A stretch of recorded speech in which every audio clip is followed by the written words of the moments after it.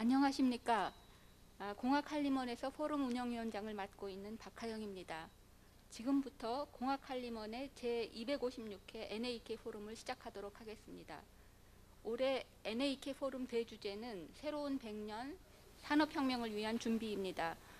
그 첫 번째로 지난 3월에 모빌리티 혁명이 가져올 미래와 이를 위한 준비에 대한 포럼을 진행했습니다. 오늘은 그 두 번째로 에너지 혁명, 미래 세대를 위한 현 세대의 준비라는 주제를 가지고 오늘 토론을 하는 시간을 가져보려고 합니다. 사실 에너지는 우리 전반을 지배하는 그런 커다란 이슈고요. 그래서 이제 에너지 혁명이라고 하면 산업구조, 환경, 기후변화 아주 광범위한 영역에 영향을 주는 그런 이슈입니다. 이 주제를 가지고 이제 오늘 포럼을 앞두고 탄소 중립 과연 우리가 이룰 수 있을까? 특히 우리나라가 제조업 강점을 갖는 강한 제조업 기반을 갖는 나라인데 이것이 가능할까 하는 그런 생각을 해봤습니다. 그 제조업이 많은 돈을 들여서 에너지 에피션트한 방향으로 트랜스포메이션을 하고 그리고 에너지원 자체도 또 탄소 중립적인 그런 방법으로 혁신을 한다고 해도 이게 불가능하지 않을까 하는 그런 생각을 했습니다. 그런 생각을 하면서 또 한편으로는 그 이제까지 인류가 가졌던 그런 불가능한 그런 일들을 가능하게 했던 거는 공학자들의 담대함이 아니었나 이제 그런 생각을 또 한편으로 했습니다. 그래서 이거 우리 불가능한 거 아닌가 하면서도 누가 알아 공학자들이 또 어떤 새로운 기술을 통해서 지금 발생하고 있는 그런 탄소를 인류에게 유용한 어떤 제품이나 서비스로 바꾸고 아니면은 뭔가 나오는 또 그런 탄소들을 잘 저장을 하면 탄소 중립을 넘어서 탄소 네거티브로 갈 수 있지도 않을까 뭐 이제 그런 사실 저는 이제 산업공학을 했기 때문에 이 분야의 기술에 대해서 잘 모르기 때문에 이런 이제 어떻게 보면 달콤한 상상이라고도 할 수 있는데요. 이제 그런 상상을 해봤습니다. 그런데 이제 이 지금 포럼이 저희 에너지 기술을 전공하시는 분뿐만이 아니라 저희 할리먼의 전체 다른 전공을 하시는 그런 분들까지를 대상으로 하기 때문에 이런 제가 달콤한 상상이라고 하면서도 누가 알아 또 어떤 새로운 좋은 아이디어가 다른 분야에서 또 나오지 않을까 뭐 이제 그런 기대도 했습니다. 그래서 이제 요즘 아시는 것처럼 굉장히 이런 주제의 행사들이 많습니다. 그래서 제가 저희 오늘 발제해 주실 허은영 교수님께 부탁드린 거는 공학할리먼은 기술 중심으로 이 문제를 좀 다뤄봤으면 좋겠다 하는 그런 부탁을 드렸습니다. 그래서 이제 오늘 이 포럼이 조금 더 다른 그런 발상의 전환 뭐 이제 그런 것이 가능하는 어떤 씨앗을 틔우는 그런 자리가 됐으면 하는 기대도 가지고 있습니다. 본 포럼은 청중 없이 진행되고 전 과정이 유튜브를 통해서 생중계 진행됩니다.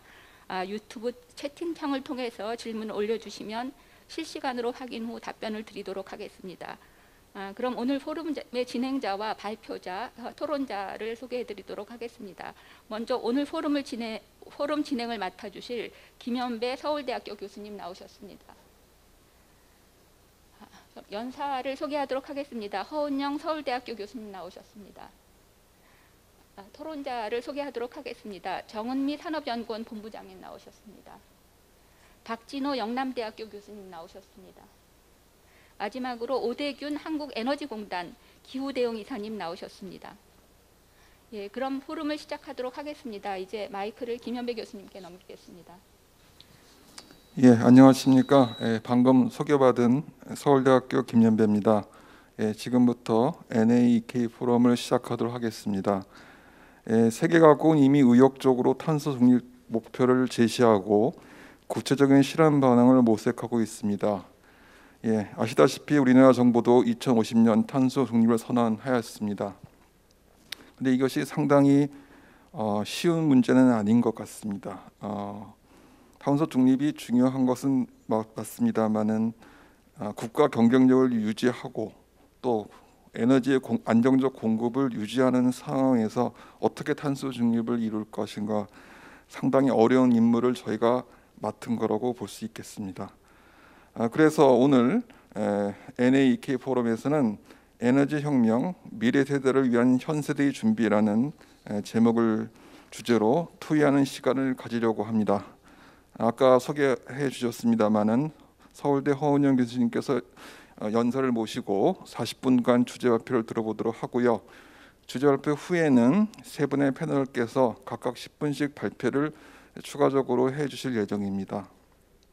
패널 토론 이후에는 유튜브에 올라온 사전 질문을 포함한 실시간 질문에 대해서 답변하는 시간을 갖도록 하겠습니다.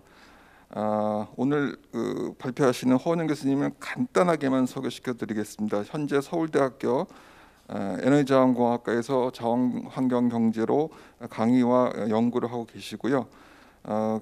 그전에 이명박, 박근혜 정부부터 지금까지 각종 대통령의 각종 위원회에서 직속위원회에서 활동을 하고 계십니다. 여러분, 허은영 교수님을 소개시켜드립니다.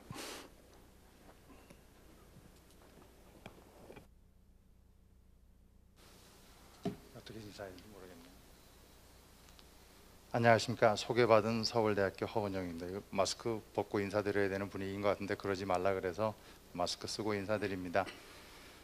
에너지 관련돼서 주제 강연을 부탁받은 게 한 달 전쯤인데요.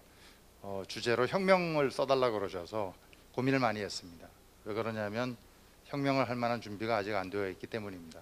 그래서 부제로 미래 세대를 위한 현 세대의 준비라는 형태로 만들어 봤습니다. 한번 제 얘기를 들어보시고 그다음에 질문 있으시면 토론하는 그런 기회를 가지도록 하겠습니다. 지난주에 마침 에너지 분야 학술대회가 울산에서 있었습니다. 뭐 여기서도 탄소 중립 선언에 대한 얘기가 안 나올 수가 없죠. 뭐 이런 얘기들이 주로 나왔습니다. 뭐 업종을 바꾸란 얘기입니까? 뭐 정부가 그럼 지원을 해준다는 얘기입니까? 비용이 비싸질 텐데요. 화석연료는 그럼 없어지는 겁니까? 원자력은요? 그러다가 마지막 말은 그때 에너지공단 이사장께서 축사를 하러 오셔서 한 말입니다. 울산을 살아남게 해보자. 그러면 우리는 성공하는 거다. 예, 뭐 거의 대부분들이 동의하신 내용이었습니다. 울산, 우리나라의 대표적인 산업단지고요. 거기가 살아남게 할 수 있다면 아마 한국은 성공한 게 아닐까라는 얘기를 했습니다.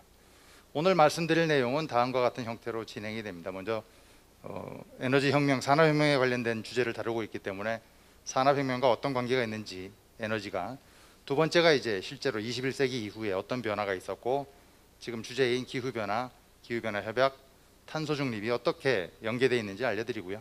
마지막으로 대안에 관한 얘기를 하고 끝내보겠습니다. 먼저 산업혁명과 에너지혁명입니다. 마침 산업연구원의 정 박사님 나와 계시지만 이 표는 2017년에 여시제라고 알고 계시는 분들 많으실 겁니다. 거기에서 이제 2017년 퓨처 컨센서스 포럼을 했었고 그때 나온 표입니다. 그 표를 그대로 제가 80페이지 책에 있는 표를 가지고 왔습니다. 보시다시피 1차 산업혁명, 2차 산업혁명 각각이 석유, 전기, 석탄, 가스, 원자력 등등이 전부 들어가 있다는 걸 보실 수 있습니다. 그리고 재생에너지가 3차 산업혁명에 들어가 있는 걸 보실 수가 있죠. 먼저 1차 산업혁명부터 한번 얘기를 진행해 보겠습니다. 1차 산업혁명이 있기 전에는 그럼 우리는 무슨 에너지를 썼을까요?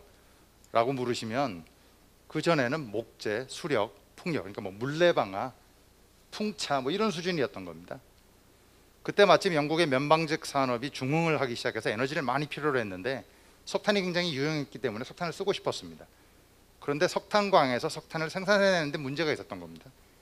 그때 바로 제임스 와트의 증기기관이 등장하고요.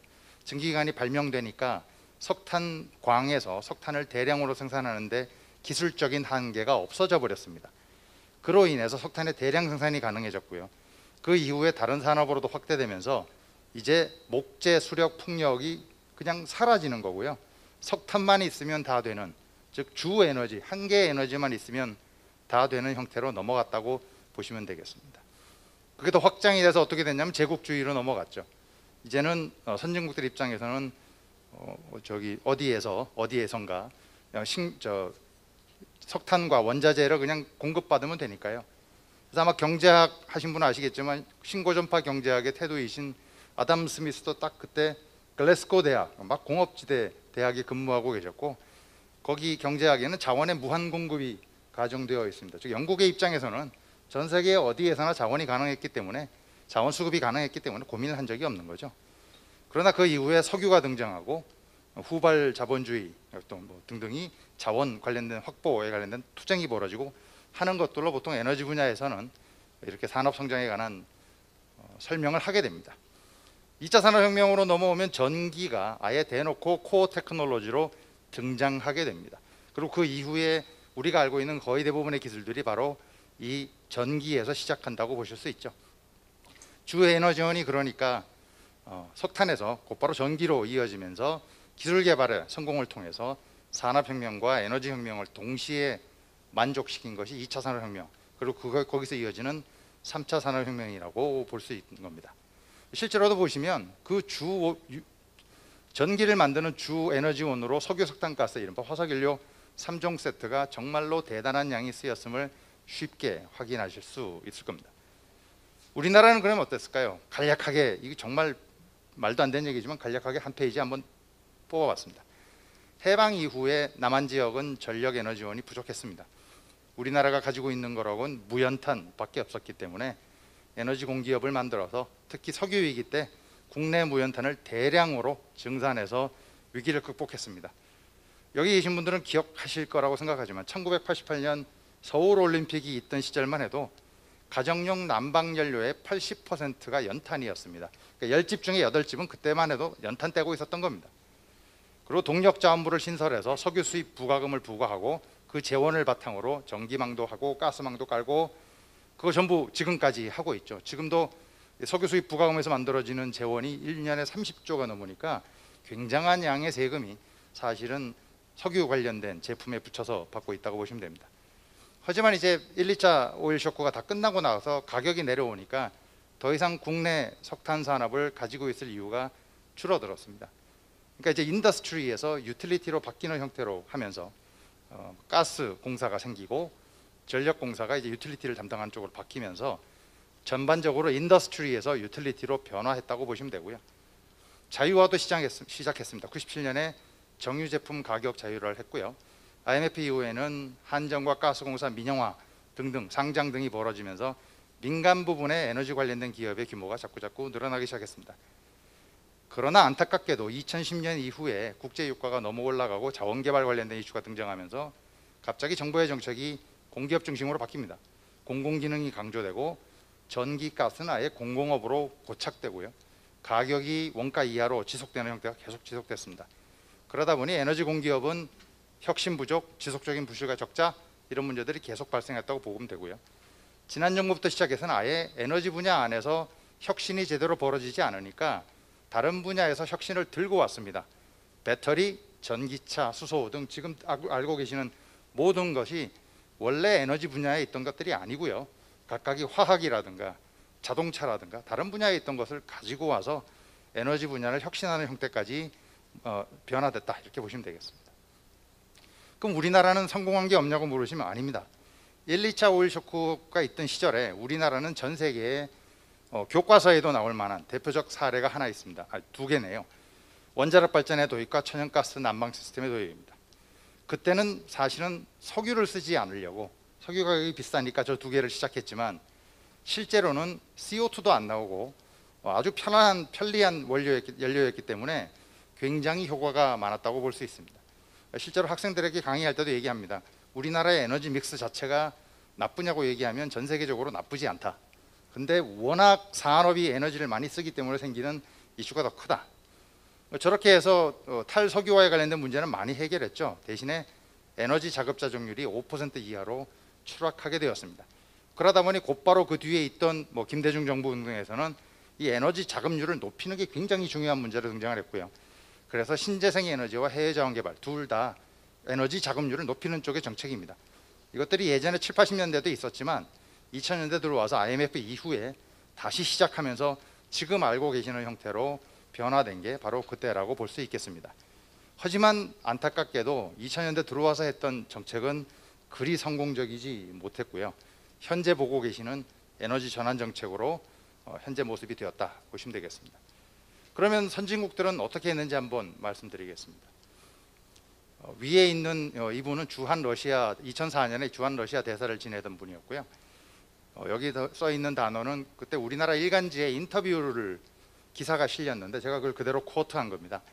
에너지 안보에 대한 대책을 마련하지 못한 유일한 나라가 한국이며 미국, 유럽 등과 다른 모습이라고 핀잔.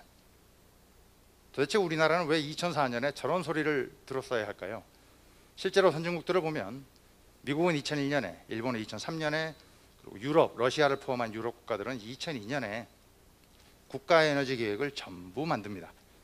선진국들은 유가가 배럴당 20달러도 안 되던 1999년부터 시작해서 장기 에너지 계획 수립을 준비합니다. 우리나라는 그럼 몰랐을까요? 아니요, 잘 알고 있었습니다. 노무현 대통령 첫 해인 2003년에 에너지 관련된 국가 에너지 자문회의가 대통령 소속으로 만들어지고 실제로 여기에 관련된 연구를 진행했습니다.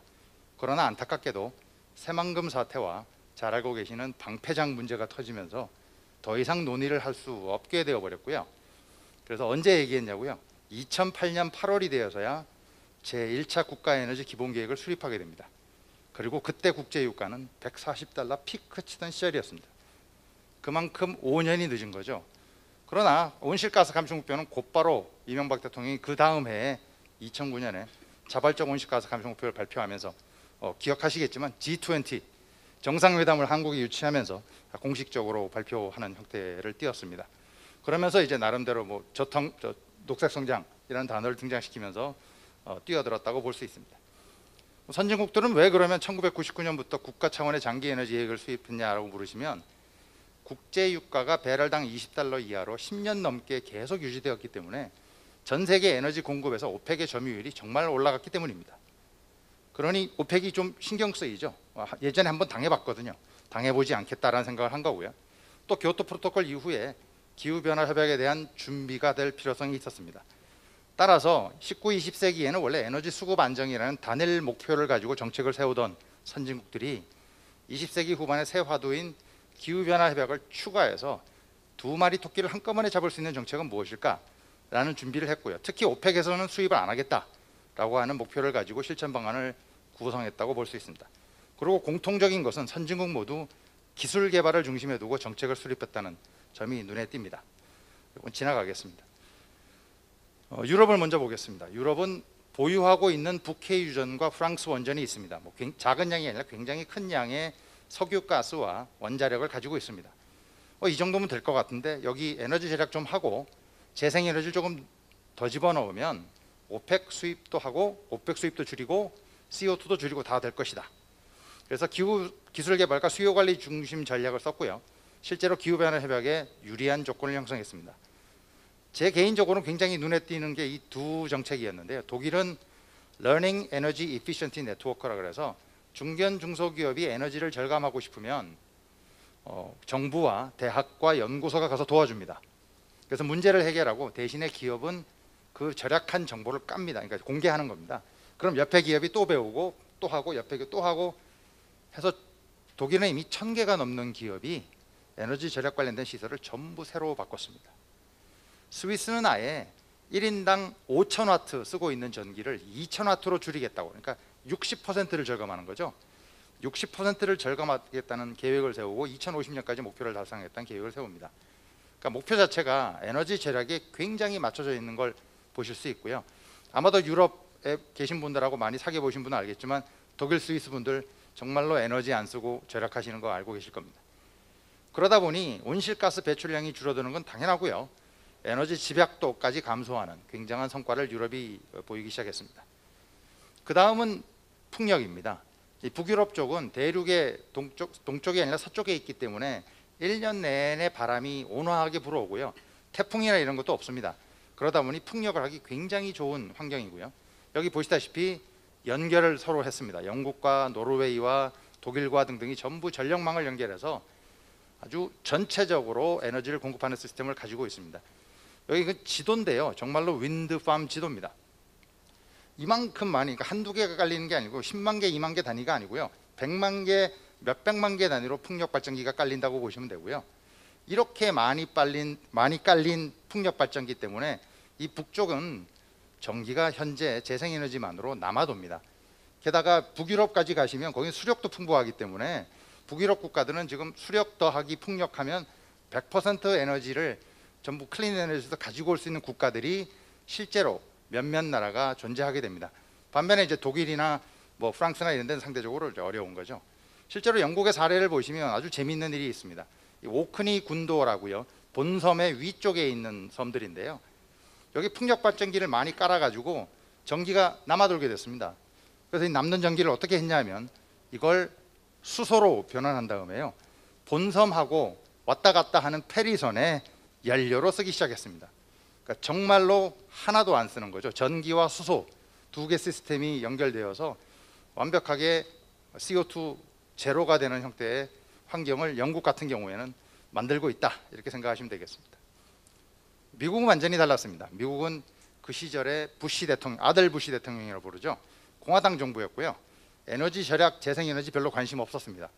그래서 주로 공급 정책이 강했습니다. 해외 유전 개발 진출, 중동 질서 재편을 통한 국제유가 안정, 원전 재개, 전부 공급 옵션이었는데 재미있는 사건은 그로 인하여 관계에 있던 그 텍사스 관련된 여러 가지 에너지 회사에서 대박을 터뜨려 버립니다. 자국 내 셰일가스 개발에 성공하게 되죠.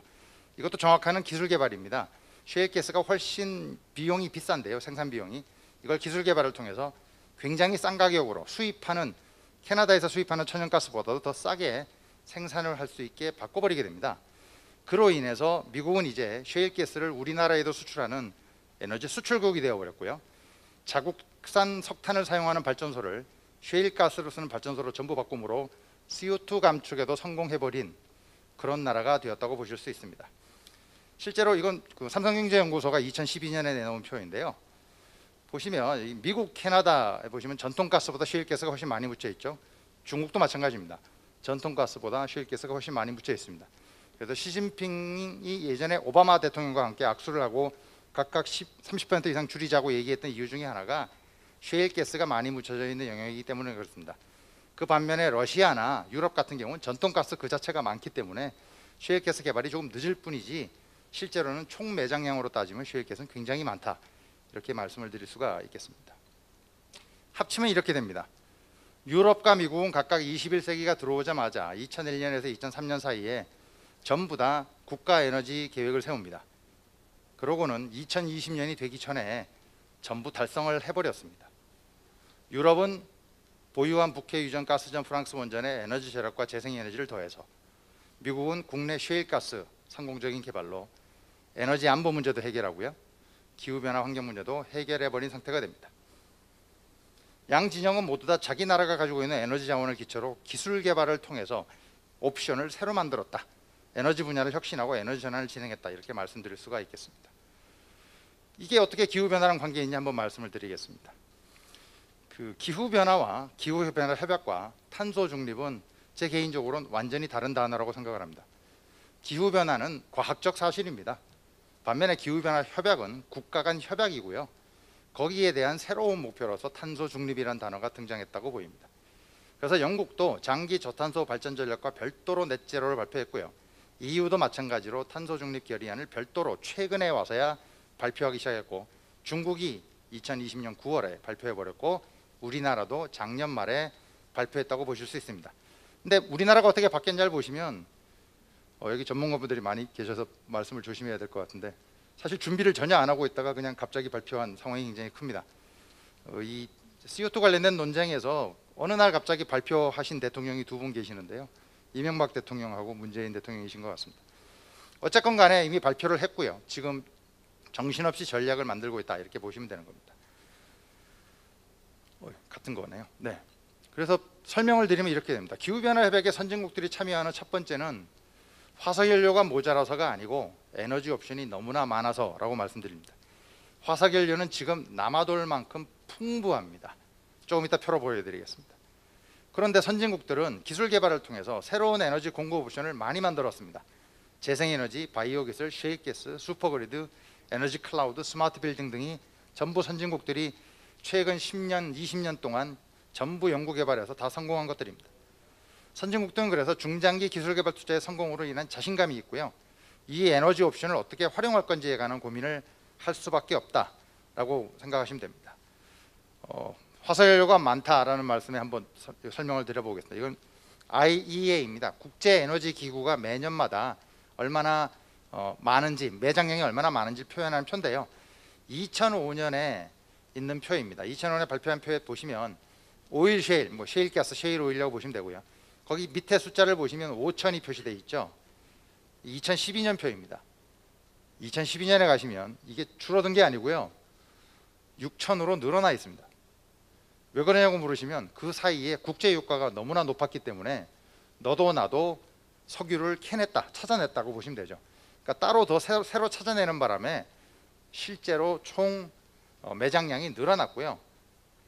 그리고 이 뒤쪽에 있는 거예요. GTL, CTL 아마 다들 아시죠? Gas to Liquid, Coal to Liquid, Bio to Liquid. 공학 분야에서 정말로 열심히 연구 개발한 결과 아니겠습니까? 이로 인해서 석유가 양으로 모자란다고 얘기하는 건 이미 정말 옛날 얘기가 되어버렸다 이렇게 보시면 되고요. 단지 이들이 이 세로축이 프로덕션 코스트입니다. 단가가 굉장히 비싼 에너지원인 건 맞는 겁니다. 그래서 현재 재생에너지와 단가 경쟁을 벌이고 있다 이렇게 보시면 되고요. 재생에너지가 더 싸지는 걸 그리드 페리티라고 부르죠. 근데 뭐 화석연료 쪽도 노는 건 아닙니다. 이쪽도 연구개발을 통해서 계속해서 단가를 떨어뜨리고 있기 때문에 현재로는 에너지 분야에 옵션이 많은 상태로 공급자들끼리 단가를 떨어뜨리는 경쟁의 시대다 이렇게 보시면 되는 겁니다. 따라서 기후변화 협약에 들어가야 되는 이유가 화석연료가 고갈되기 때문이라고 얘기하시면 정말 곤란한 게요. 이거는 석유밖에 저희가 말씀을 안 드렸는데 가스 뭐 엄청나게 많이 있다고 보시면 됩니다. 기술 개발이 더 중요했는데요. 그 이유는 지금 보시는 데도 알고 있습니다. 2015년 말에 파리 협약이 끝난 다음에 오바마가 주창해서 21개국이 모여서 미션 이노베이션이라는 건 장관회담을 만듭니다. 목표가 뭐냐고 물으시면 5년 동안에 이쪽 분야, 즉 에너지 환경 관련된 분야의 정부 R&D를 2배로 늘리자였습니다. 캐나다, 중국, 일본, 한국 전부 포함되어 있고요. 한국도 들어 있습니다. 여기 표로 되어 있는 게 한국 표입니다. 홈페이지에 가시면 전부 확인할 수 있고요. 우리나라가 어떤 약속을 했는지도 보실 수가 있습니다. 그로 인해서 전 세계 선진국들이 전부 기술 개발 쪽에 올인하고 그걸 바탕으로 솔루션을 만들자는 쪽으로 진행했음을 확실하게 확인하실 수 있을 겁니다. 자, 이걸 합치면 또 어떻게 될까요? 도대체 그러면 기후변화 탄소 중립을 무엇으로 보아야 되느냐? 전 개인적으로 신기술 개발에 따른 이권 경쟁으로 많이 봅니다. 화석연료를 팔아서 생기는 이익보다 에너지 옵션으로 인한 이익이 더 커서입니다. 물론 최근에 트럼프 정부가 화석연료에 대한 이익이 더 크다고 주장을 하셨고 이번 정부는 바이든 정부는 아니다, 반대가 더 중요하다라는 얘기를 해서 왔다 갔다 하고 있습니다만 에너지 기술 옵션을 통한 무역 장벽의 문제는 벌써 등장하기 시작했습니다. 전자 반도체 산업에서 많이 쓰이고 있는 CO2 쪽이 아닌 화석연료 쪽이 아닌 온실가스로서 NF3를 많이 쓰고 있는데요. 2018년 말에 선진국들이 모여서 NF3 말고 듀퐁이 라이센스를 가지고 있는 HFO를 해라. 그리고 한국 보고 그거 생산기지 하면 안 되냐. 그래서 실제로 한국 기업들이 생산을 하고 있습니다. CO2 배출 무역 장벽 뭐 들어보셨죠? 탄소 국경세입니다. 유럽은 진작부터 추진했고요. 2021년부터 채택하겠다고 말을 하고 있고 미국 바이든 같은 경우는 대선 공약에 자기 임기 중에 도입하겠다라고 얘기를 하고 있습니다. 추가적인 게 또 있습니다. 아마 알고 계시는 RE100이라든가 ESG라는 거요. 전문가들 입장에서 보면 이거 20년, 30년 전에도 내내 있던 얘기입니다. 근데 왜 새로운 패키지를 해서 왔을까요? 그건 바로 금융권을 통해서 이거를 제조업 기반이 되는 한중일, 대만 같은 아시아 국가들을 압박하겠다라고 보시면 됩니다. 이걸 좀 더 큰 그림에서 보시면 에너지 이슈라고 보시기보다 무역 장벽 이슈라고 보시는 게 맞고요. 1991년에 소련 붕괴 이후로 전 세계적인 자유무역 시대가 왔었습니다. 그 자유무역 시대가 30년이 지나면서 이제 끝나가고 있다. 이제 보호무역 시대 쪽으로 넘어갈 확률이 굉장히 높아져 버렸다. 그리고 에너지 관련된 탄소 중립은 그 아주 좋은 형태의 규제의 형태로 지금 들어오고 있다. 이렇게 이해하시는 게 더 맞지 않을까 생각을 합니다. 그럼 우리는 어떻게 해야 될까요? 현재 한국의 모습부터 한번 시작해 보겠습니다. 국제 에너지 월드 에너지 카운슬은 매년마다 우리나라도 가입해 있고요. 2013년에 우리나라에서 총회를 하기도 했습니다. 매년마다 에너지 트릴레마 인덱스라고 해서 회원국 125개국을 평가해서 등수를 매겨서 발표를 합니다. 이게 가장 최근 보고서의 우리나라의 등수입니다. 에너지 안보에서 45위, 환경 지속성에서 66위입니다. 그나마 조금 좋아지긴 했습니다. 제일 좋은 건 에너지 이퀴티고요. 이건 뭐냐면 국민들이 모두 다 편안하게 전기와 가스를 쓸 수 있다. 실제로 우리나라는 전기 에너지망에서는 정말 전 세계 최고급 수준을 가지고 있습니다. 그렇지만 아까 앞에서 선진국들이 21세기 들어와서 목표로 세웠다고 하는 두 개, 에너지의 안정적 공급과 친환경적인 에너지라는 두 개의 항목에서 보시면 한국은 중위권을 벗어나지 못하고 있다. 뭐 OECD 중위이 아니고요. 125개국 전체에서 중간 정도 레벨을 넘어서지 못하고 있는 형태다. 이렇게 보실 수가 있겠습니다. 그러면 이 문제를 해결하기 위해서 그럼 어떤 얘기들이 나왔을까요? 아마 제일 많이 들으신 얘기가 수소일 겁니다. 수소 또는 수소 기술, 수소 산업 전부 다 같은 내용인데요. 수소는 잘 아시다시피 주요한 에너지 저장 방식이자 수송에 사용할 수 있는 에너지 형태입니다. 국내 그리고 일본의 자동차 업계가 아주 지대한 관심사를 가지고 있고요. 철강 등 일부 산업에서는 사실은 필수적인 솔루션으로 사용하겠다고 현재 이미 제안이 되어 있습니다. 우리나라 정부는 친환경 수소 생산 등에서 신산업을 창출하겠다고 선언을 이미 했고요. 근데 이제 제가 받은 질문 중에 도대체 수소를 하는 게 어떤 게 유리하냐, 그래서 자료를 찾아봤더니 2019년 2월에 공학한림은 보이스에서 38회 보이스에 수소 경제 지속적인 R&D와 융합에 달렸다는 특집이 나온 적이 있더라고요. 거기에 내용을 보면 우리나라 자동차가 전부 전기차로 갈 경우 부품업, 수리업, 충전 관련된 업종이 상당히 곤란하게 됩니다. 그러니까 국내에 고용 이슈가 많이 발생할 수 있다. 그렇다면 고용 이슈를 고민하거나 거기에 산업의 연착륙을 고민한다면 수소가 그나마 더 이런 얘기들이 같이 들려 있다 보시면 됩니다.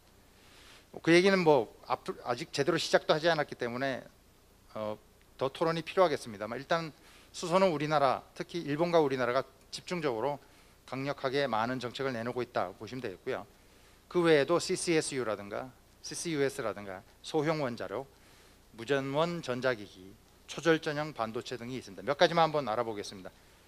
아까 수소 얘기는 이런 형태로도 말씀드렸죠. 그래서 전기가 남는 경우 수소로 저장해서 페리 같은 선박에 사용하는 케이스 알려드렸고요.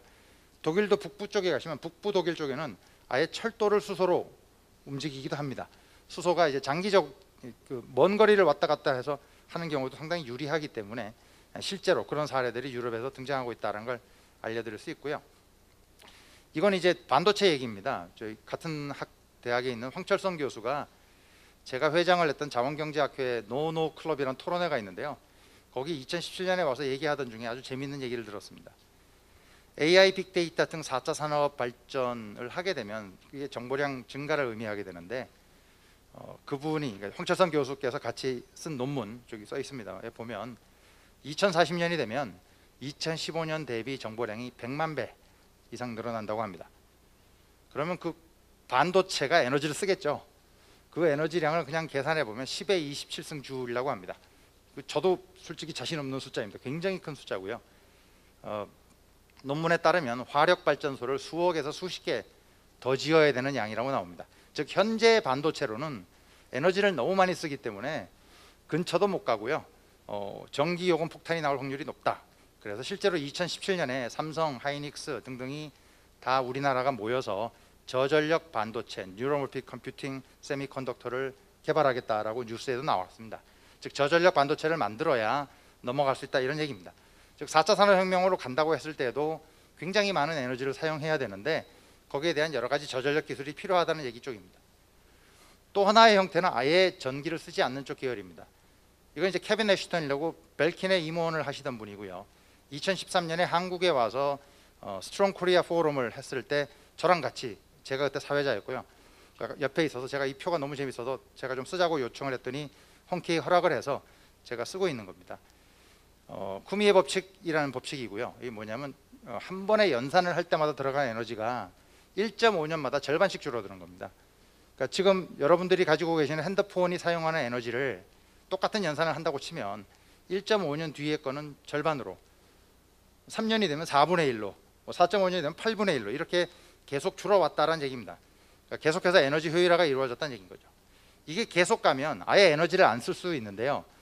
이것 중에 하나가 여기 나와 있는 프리볼트입니다. 영국의 드레이슨 테크놀로지고요. 여기 드레이슨 테크놀로지는 영국의 과기부 장관을 지낸 전기공학자인 드레이슨, 서 드레이슨입니다. 드레이슨 경께서 회사를 창립하고 만든 건데요. 허공 중에 와이파이, 방송, 휴대전화 등등을 모아서 일종의 에너지 하베스팅 기술을 통해서 전기를 생산하는 겁니다. 그 전기는 굉장히 미미합니다. 우리나라에도 다 기술은 있습니다.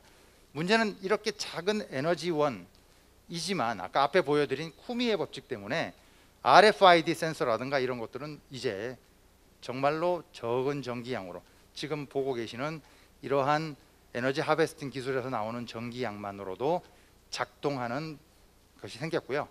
이 회사는 아예 이 카드 단말기죠. 카드 단말기를 그렇게 만들어 버렸습니다. 이렇게 되면 이제 아예 전기망에서 떨어져 나오는 형태의 기기들이 정보통신 산업의 발전으로 인하여 기존에는 다 전기를 쓰던 것들이 쓰지 않고서도 만들어지게 되는 거고요. IoT라든가 이런 것에도 정말 큰 발전이 오지 않을까 이런 얘기들이 이제 진행되고 있습니다. 반대쪽으로 제도 쪽으로 한번 가보겠습니다.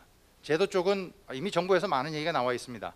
녹색요금제, 전력구매 계약, 인증서 구매 활성화, R&D 지원, 선제 투자, 범정부 조정 능력 강화, 최근에 산업부가 차관을 신설하고 부처를 늘린다는 것도 아마 이게 아닐까 싶고요. 아까 잠깐 말씀드린 독일의 리인 프로그램이 있고요. 그 외에도 건설교통부, 국토교통부하고 같이 얘기해서 만든 건물 에너지 주치의 제도, 마을 단위의 재생에너지 보급 사업 등이 실제로 작년 말에 벌써 재작년이군요. 죄송합니다. 정부에 제출된 워킹그룹 공고안에 전부 들어있는 내용입니다. 전문가 그룹들이 전부 모여서 이런 게 필요합니다라고 2019년 12월에 제안했는데요. 문제는 이제 여기 있는 게 하나도 실제 정책으로 이어지고 있지 않다. 이런 것들이 문제가 된다고 말씀드릴 수 있겠습니다. 산업별 맞춤 노력 중요합니다. 정유화학, 석유화학 산업 같은 경우는 공정자료 제시를 통해서 배출량을 조정할 수 있다는 연구 자료가 이미 벌써 논문으로만 몇 개나 있습니다. 현재 우리나라의 석유화학 산업과 정유 산업이 훨씬 고밀도로 자라고 있기 때문에 네덜란드나 딴 나라 자료 쓰지 말고 우리나라 자료를 별도로 계산하면 좋아진다는 게 있고요. 또 전기와 수소와 인프라 투자 비용이 막대하기 때문에 여기에 관련된 것을 정부가 지원해야 된다는 얘기. 그다음에 공기업들이 전부 지금 뭔가 새로운 분야로 바뀌어야 될 것 같은데 기존 분야에만 있게 하지 말고 새로운 분야로 넘어가게 하고 경쟁도 하자는 얘기. 이런 것들이 전부 현재 정책적 제안으로 나와 있고요. 그와 동시에 속도 조절 얘기도 같이 나와 있습니다. 그 이유가 고용에 관련된 문제가 굉장히 많기 때문이고요. 시민환경단체조차도 속도 조절론이 상당히 크게 힘을 실어주고 있는 상황입니다. 산업이 효과적인 적응 변화를 위해서 충분한 시간과 전력을 마련해 줘야 되는데 우리나라가 좀 늦게 된 건 맞습니다. 그렇지만 이거를 어느 날 갑자기 해결하라 그러면 방법이 없는 거죠. 그러니까 시간을 벌어줘야 되는 문제가 있는 거고요. 그렇지만 투자의 비가역성을 고려하면 2035년 이후 정도에 만들어지는 신규 설비는 이제 정말 탄소에 관련된 문제를 해결하는 설비로 깔아야 된다라고 얘기할 수 있는 겁니다. 그리고 우리나라는 사실 산업 전환을 한 사례가 있습니다. 아까도 사례 나왔지만 석탄, 우리나라 무연탄 산업을 전부 다 현재 도시가스 회사들이죠. 전부 바꿨습니다. 그렇게 아주 좋은 전환한 사례가 있기 때문에 이런 걸 통해서 산업계에 관련된 의문과 이런 것들을 해결하고 앞으로 미래에 관련된 얘기를 할 수 있게끔 해야 된다라는 얘기는 다시 말씀드리지만 시민환경단체조차도 얘기를 많이 하고 있다고 보시면 됩니다. 공학한림원도 작년 말에 산업구조 전환을 위한 전력 제안에서 7번째로 규제 중심에서 지능 중심으로 전환하고 범정부 조정 능력을 강화하자라고 얘기하셨고요. 유럽의 사례를 봐도 그렇습니다. 맥켄지가 유럽의 탄소 중립을 위한 감축 수단을 보고서를 냈는데요. 보시면 전기화, 탄소 중립 발전이 44%, 수소 13%. 그러니까 유럽도 별 다른 수단이 없는 겁니다. 어디나 마찬가지입니다. 문제는 없다고 해서 가만히 있는 게 아니라 열심히 해서 뭔가를 내는 거고요. 단지 유럽 내에는 청정에너지 지원이 풍부하고 이런 걸 쓰는 데 대한 국민 동의율이 훨씬 더 높습니다. 그리고 거긴 거의 다 이미 이루었다 이렇게 보시면 되는 거죠. 정리해보면 이렇게 됩니다. 기후변화 협약의 이슈는 사실 제 개인적으로 보면 에너지 환경 부분의 범위를 이미 넘어서 버렸고요. 탄소 중립이라는 선언은 정말 대놓고 무역 장벽이라고 느껴집니다. 즉 유럽이 또는 미국이 브렉시트로 대표되는 탈자유무역 방향으로 정책이 이동하는 것 중에 하나로서 이걸 활용한다는 느낌이 있고요. 왜냐하면 요구하는 조건들을 보면 이미 자기들은 다 달성한 것들입니다. 특히 고비용 옵션을 적용했던 유럽에서 그러니까 셰일 가스를 셰일가스로 해결한 미국에 비해서 유럽이 훨씬 더 고비용 옵션을 썼기 때문에 유럽 쪽에서 훨씬 더 무역 장벽 관련된 요구가 높다라는 걸 볼 수가 있습니다. 또 다른 고민거리는 이게 끝이 아니라는 겁니다. 앞으로도 계속될 거라고 볼 수 있는 거죠. 그런데 한중일 등 아시아 국가들은 자국 내 에너지 자원만으로 해결하기가 어렵다는 단점을 가지고 있습니다. 설사 저희가 100% 원자력을 해도 100% 재생에너지를 해도 넷제로를 달성할 수 없다는 안타까움이 있게 되는 겁니다. 게다가 한중일 모두 다 높은 인구 밀도와 비슷한 경제 산업 구조를 가지고 있기 때문에 3개국 전부 다 타격을 입게 되는 건 당연해 보이는 것 같습니다. 그나마 중국은 좀 나은 게 옆에 나라들이랑 에너지망을 가지고 있다면 한국과 일본은 에너지망 자체가 아예 옆에 나라랑 연계가 되어 있지 않기 때문에 유럽과 같이 또는 미국과 같이 옆에 나라랑 에너지를 교환해서 문제를 해결하는 방법을 사용할 수가 없습니다. 그래서 지금 말씀드리는 건 앞으로 조금 여러 번 얘기되었으나 제대로 해결 안 된 것들인데요. 아마 토론자 하시는 분들께서 얘기해 주실 거로 합니다. 이제 국내에서 불가능하다는 얘기입니다. 그럼 해외에서 해결해야 됩니다. 첫 번째가 배출권 해외 상세입니다. 이건 배출권 하는 쪽은 많이 얘기 나오고요. 북한과 통일한다면 북한을 쓰자라는 얘기는 정말로 많이 나왔고요. 그거 말고도 CDM 제도가 있습니다. 개도국, 아세안, 신남방 경제협력 이런 것들 안에 보면 전부 다 이런 얘기들이 같이 들어가 있습니다. 그걸 통해서 우리나라 기업이 해외에서 크레딧을 더 많이 받아서 국내에서 줄이는 것을 상쇄할 수 있게 해달라, 그런 요구들을 많이 하고 실제로 늘려야 된다라는 얘기를 하고 있습니다. 아예 직접적으로 해결하는 방법도 있습니다. 한중일 간의 전력망 연계 같은 겁니다. 러시아 몽고까지 연결한다면 친환경 발전 시설을 설치하고 전기를 수입하기 때문에 국내 발전 부분의 CO2 배출 문제가 해결된다. 이게 이런 얘기입니다. 실제로 유럽을 보시면 아까 보여드렸던 북유럽 슈퍼그리드를 더 넘어서 데서텍이라고 해서 사하라 사막까지 연결하는 정말 말도 안 되는 거대한 망 구성 얘기가 나와 있습니다. 따라서 여기 어느 지역에 구름이 끼어도 바람이 안 불어도 문제없이 에너지를 공급할 수 있는 망을 연결하겠답니다. 반면에 한국은 옆에 나라랑 연결이 전혀 안 되어 있죠. 하지만 손정희, 우리 일본에 계시는 손정희 씨께서 2013년에 이미 제안한 바 있습니다. 한중일 망을 연결하게 되면 생각외로 경제성이 좋고 러시아에서 몽고에서 전기 가스를 연계하게 될 경우 실제로 시간상으로 5시간대 피크 부하를 5시간대 있기 때문에 피크 부하를 쉐어할 수도 있고 망 경제성도 높으니 사업으로 하자라는 얘기를 많이 했었습니다. 안타깝지만 그러나 여러 가지 정치적 이슈로 지금 해결을 못하고 있고요. 중국은 조용히 러시아랑 카자흐스탄이랑 이미 벌써 가스망 등등을 전부 다 연결하고 있습니다. 그렇게 해서 옆에 나라와 연계해서 문제를 해결하는 쪽으로 진행하고 있다고 볼 수 있고요. 반면에 한국과 일본은 사실 그렇게 연결이 아직 되어 있지 않은 상태입니다. 이건 이제 여시제에서 이렇게 하면 어떻겠냐라고 제안했던 표 중에 하나입니다. 그렇게 즐겁지 않은 얘기들만 말씀드려서 그렇습니다만 사실 이 동북아 에너지망이 제대로 연결됐다고 생각하시고 러시아 같은 경우 수력도 풍부합니다. 러시아에서 수력으로 만든 전기를 한국으로 가져온다고 하면 실제로 굉장히 청정한 에너지를 한국에 가져올 수 있어서 한 번에 일거에 해결할 수 있다는 아주 큰 장점을 가지기도 합니다. 이거를 정부 내에서 모른다고 하기보단 여러 가지 정치적 이슈들이 많다 이렇게 보셔야 되는 거죠. 다시 말씀드리지만 이게 한국과 일본만 없는 겁니다. 전 세계 선진국들은 다 옆에 나라랑 망이 다 연결돼 있고요. 자기 나라 혼자 해결하는 나라 별로 없습니다. 다 서로 쉐어해서 문제를 해결하고 있다 말씀을 드리고요. 다시 처음에 얘기했던 우리 산업연구원으로 돌아오겠습니다. 산업연구원의 그 표의 마지막 칼럼인데요. 4차 산업혁명을 이루기 위한 에너지가 뭐냐고 그랬는데 여시제에선 최소한 없다, 뭔지 모르겠다라고 했습니다. 이게 똑같은 이슈입니다. 기후변화 협약의 문제, 탄소 중립 문제를 해결할 에너지원이 있냐고 물으시면 사실 없는 겁니다. 그러니까 기존에 있던 에너지원으로 어떻게든 하겠다는 아이디어가 지금까지 나와 있는 거고요. 앞으로 더 새로운 에너지원이 나온다면 문제를 해결할 수 있지 않을까, 또는 그런 것이 나와야만 실제로 4차 산업혁명으로 넘어갈 수 있지 않을까, 그런 얘기를 했습니다. 마지막으로 그냥 황당한 얘기 좀 하고 끝내겠습니다. 혹시 다들 영화 보셨는지 모르겠습니다. 디즈니 마블이 만든 인기 영화 시리즈인 어벤져스 보셨을 것 같은데요. 거기 악당으로 나오는 타노스가 있습니다. 타노스가 손가락을 튕겨서 뭘 하는지 혹시 아십니까? 절반의 사람들을 없애죠. 왜 없애는가? 영화 안에서 타노스가 설명을 합니다.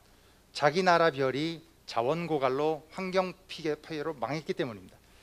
근데 그 솔루션으로 절반의 사람을 죽이는 솔루션을 한 겁니다. 재미있는 사실은 이 손에 끼고 있는 스톤 중에 하나가 테서렉트라 그래서 청정한 에너지를 무제한으로 공급할 수 있는 겁니다. 좀 말이 안 되죠?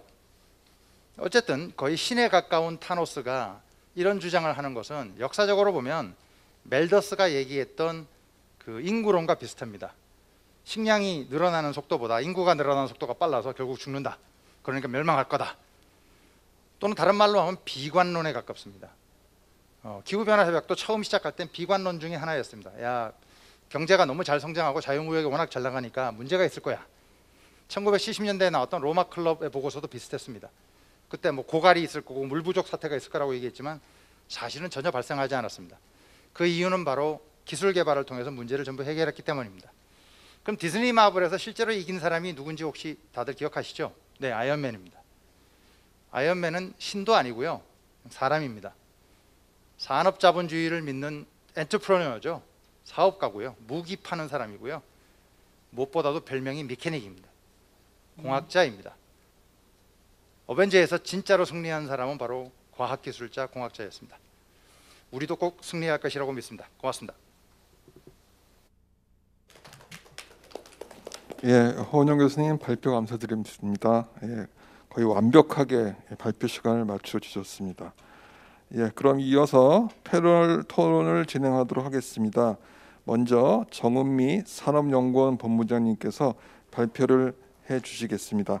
예, 본부장님 10분 이내로 말씀을 해주시기 부탁드립니다. 예, 감사합니다. 예, 에너지혁명의 산업을 부르신 이유가 아마 에너지하고 산업이 얼마나 관련이 있나 이런 부분들을 얘기를 좀 하고, 지금 말씀하신 것처럼 산업의 문제를 공학에서 해결해 주실 수 있을 것이다 라는 것들을 확인하라고 아마 불러주신 것 같습니다. 말씀하신 것처럼 저탄소화에서 탄소 중립으로 넘어가는 순간 사실은 산업 부문에서는 어마어마한 도전에 직면하게 되었습니다. 에너지원의 변화라고 하는 공급 측면에 대한 많은 고민들이 있는데요. 반대편에 서 있는 온실가스, 국가 온실가스 배출의 직접과 그리고 공정 배출 3분의 1을 차지하는 산업, 그리고 전력상의 2분의 1. 결국은 그 전체적으로 국가 온실가스 배출의 절반 이상, 절반 정도를 배출하는 산업 부분에서는 에너지 사용의 변화를 어떻게 할 것인가 라는 수요 측면에서 커다란 도전에 직면했습니다. 말씀해 주신 CBAM은 사실은 그동안 그 많은 것들을 수출해서 대량 생산 위주의 그런 생산을 해서 수출 주도형 성장 전략을 해왔던 우리나라 제조업 산업에는 커다란 도전입니다. 거기에 아리백을 요구하는 해외 기업의 또는 해외 국가의 요구는 우리가 수출하는 방식, 그러니까 잘 만드는 것이 아니라 어떻게 만드는가 라는 것에 대해서까지 그 추적이 필요하다라는 것을 요구를 했고요. ESG는 경영 전략이 아니라 투자와 그다음에 금리와 새로운 장래에 있어서의 어떻게 나아갈 것인가를 결정하는 또 하나의 주요한 요인이 되고 있다고 생각합니다. 거기에 말씀해 주셨는데 공정가스, 냉매전환 세계 1, 2위 반도체와 디스플레이 산업을 갖고 있음에도 불구하고 공정가스 부분에서는 유럽에서 개발을 해서 채택을 해라 라고 해갖고 우리는 그것을 수동적으로 받아들이는 지금 이런 상황이고요. 세계 5, 6위의 기계산업이고 그다음에 프리미엄 가전을 주도하고 있다라고 우리 산업에서 냉매전환에서도 키갈리 개정서나 이런 것들을 통해서 해외가 하면 따라가는 이러한 지금 수준입니다. 그런데도 불구하고 산업은 아까 잠깐 언급해 주셨는데요. 우리의 주력산업 대부분은 세계 최고 수준의 에너지 효율성과 생산성을 갖고 있습니다. 이 얘기는 반대로 얘기하면은 에너지 효율성과 생산성을 높여서 온실가스 배출이나 에너지 사용을 저감할 수 있는 감축 잠재량이 매우 제한적이거나 또는 거의 없다는 것을 의미합니다. 베스트 어베일러블 테크놀로지에서 배트 같은 경우도 우리나라에서 많이 지금 시연을 하고 있고요. 그 다음에 우리나라 제조업의 역사에서 비롯되는데 신해설비나 대규모 자본에서 비롯되어지는 경쟁력을 갖고 있습니다. 이 얘기는 아까 2035년의 이후에 있어서는 에너지를 또는 온실가스 배출을 거의 안 하는 이러한 설비를 전환들을 요구를 하고 있는데 그것들을 모두 구현하는 기술 개발이 2035년 이전에 완료가 되어야 설비로서 우리가 그걸 채택할 수 있다는 것을 의미합니다. 결국은 아직도 최근에 보니까 정유하고 석유화학 이런 데는 아직도 설비 투자를 하고 있던데요. 신설 투자. 어마어마한 좌초자산의 문제가 발생할 것이라는 것을 의미합니다. 2070년 이전 길게는 100년, 짧게는 50년, 30년 된 설비를 가진 미국, 유럽의 그 설비 교체와 짧게는 20년 그리고 길어봤자 한 30-40년 되는 우리나라 제조업 산업 부분에 있어서 자본들을 교체하는 것에 있어서는 그 출발부터가 다르고 결과에 있어서도 많은 차이를 가져올 것으로 예상이 됩니다. 여기에 주력 산업 대부분이 글로벌 경쟁력을 갖고 있고요. 그리고 다양한 산업 포트폴리오를 갖고 있는 우리나라 제조업에 있어서는 앞으로 얼마나 커다란 도전에 직면할 것인가, 그리고 이것을 얼마나 급속하게 숨가쁘게 추진해야 될 것인가라는 것들을 의미합니다. 따라서 이거 유럽에서 다 하니까 우리나라 할 수 있지 않느냐라고 하시면은 그렇지 않다라는 것들을 말씀을 드리고요. 따라서 저탄소화 또는 탄소 중립이라고 하는 산업 부분에 있어서의 역할, 도전이라는 데는 그야말로 커다란 그 도전에 직면하고 있다고 볼 수 있겠습니다. 산업발전 패러다임에 대해서 2019년에 비전 2030을 저희가 수립을 하면서 기업 설문조사를 했습니다. 이때 다른 여러 가지 요인들이 있지만 산업발전에 영향을 미치는 5가지 요인들을 이렇게 요약을 했고요. 4차 산업혁명이라고 보통 얘기했었던 디지털 전환, 그리고 글로벌 밸류체인, 이 변화 부분들에 대해서 많은 우려들도 있었고 또 기대들도 있었습니다. 그런데 기후변화 대응에 대해서는 주요한 메가 트렌드로 선정이 되었습니다. 이것은 당시만 해도 사실은 외적인 요인들이었습니다.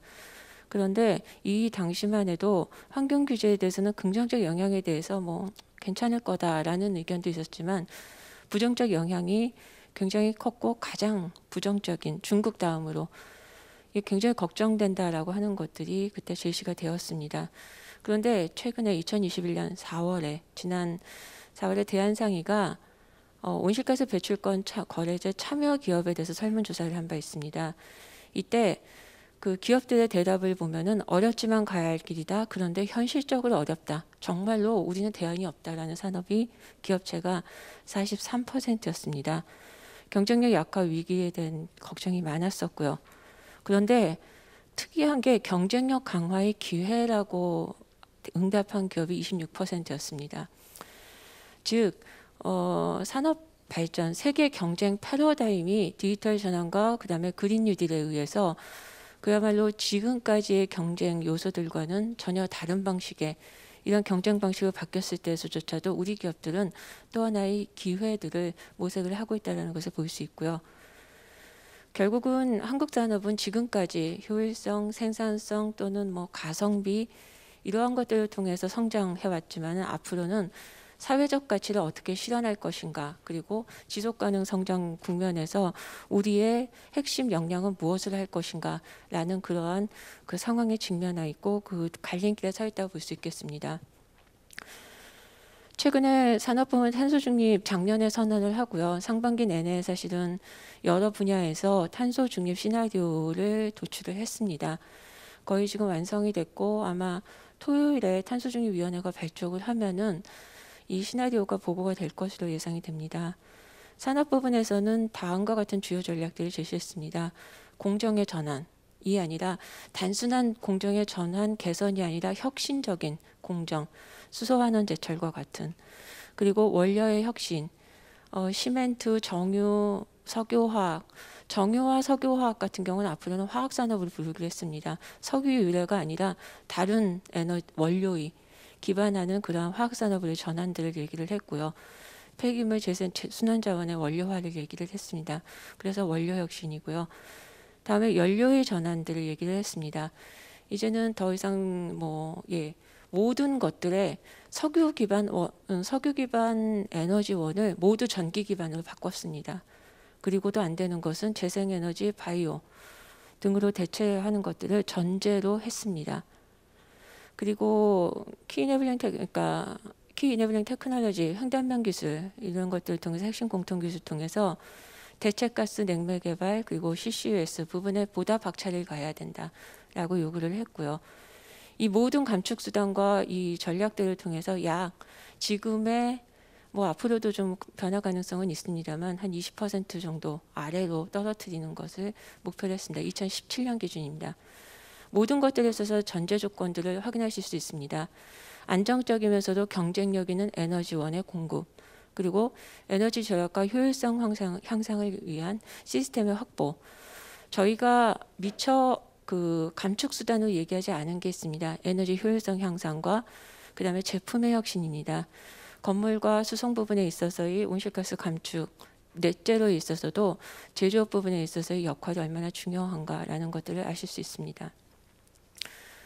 참고로 주요국에 있어서의 저탄소화 또는 탄소 중립 전략들 이외에 산업 부분의 전략들만 따로 정리한 표입니다. 보시면은 저희처럼 공정을 바꾸겠다 뭐 이런 것들이 아니고요.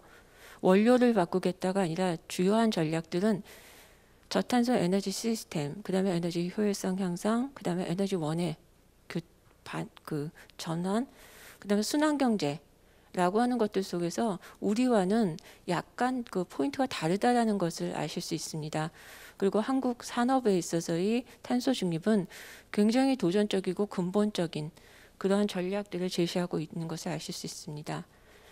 결론은 작년 말에 아까 허 교수님 발제문에서도 언급을 하셨는데요. 에너지 환경 정책을 규제 중심에서 지능 중심으로 전환해야 된다. 지금까지는 외부에서 그 규제의 기준과 그 수준, 목표들이 어디에서 뭐 유럽에서 왔습니다. 솔직히. 이런 것들의 규제들로서 외부적으로 주어지는 조건이 아니라 산업의 실질적인 성장 동력을 만들고 그리고 이것들을 위한 범정부적인 조정 능력을 강화하는 것들이 가장 현명한 가장 탁월한 그 해답이라고 생각을 하고요. 저는 여기에 좀 더 보탠다면은 새로운 성장 동력 아까 말씀하셨던 저전력 반도체, 프리볼트뿐만 아니고 중국, 유럽, 미국이 얘기하는 전기차, 신재생 에너지, 혁신 공정의 EPC 부분들에 있어서도 우리가 진출을 하면서 외부에서 받아들이는 것이 아니라 스스로 이런 것들을 창출하는 성장 동력의 창출이고요. 무슨 조건에서도 에너지 안정적 공급 플러스 산업의 국제 경쟁력을 확보할 수 있는 에너지 가격이 보장되어야 된다고 생각합니다. 이 부분은 아까 제가 인용한 대한상의회 발표 자료입니다. 보시면은 재생 수소에너지 공급 인프라 구축이라고 하는 것들은 전제로 되어 있고요. 산업 부분에서 의지를 가졌습니다. 감축 투자를 위한 지원, R&D, 그 다음에 투자를 위한 제반 조건들이 갖추어진다면은 탄소 중립을 위해서 산업계가 대상이 아니라 그 주체가 되겠다라는 의지들을 보이고 있다고 생각합니다. 이런 부분에서 강조를 하면서 아마도 공학 그리고 과학기술, 산업기술 부분에서 더 많은 그런 역할과 그 다음에 기대를 전하면서 말씀 마치겠습니다. 예, 다음은 박진호 영남대 교수님의 발표를 듣도록 하겠습니다. 네, 안녕하십니까. 네, 아까 산업 공학 한림원의 그 전략에 대해서는 우리 허 교수님께서 잘 발표를 해주셨기 때문에 제가 받았던 그 토론 주제, 오늘 행사의 토론 주제를 다시 한번 띄워드리겠습니다. 이 토론 주제 제가 받았던 것은 그 기술 개발과 산업의 기술 경쟁력 중심으로 이야기를 풀어가는 것이 이 공학 한림원에서 하는 탄소 중립 행사가 좀 다른 기관에서 하는 거랑 차별점이 있지 않겠느냐 하는 점이었고요.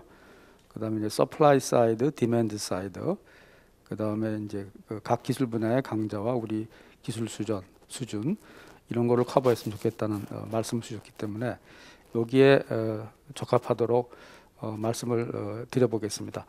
아까도 허 교수님이랑 조금 전에 본부장님께서 말씀하셨듯이 그 지능 중심으로 이제 앞으로 가야 된다는 공학 한림원의 선언은 굉장히 시적절하다고 보고 있고, 최근에 탄소 중립을 관련해서 저도 이제 기업체 분들을 많이 만나는데요.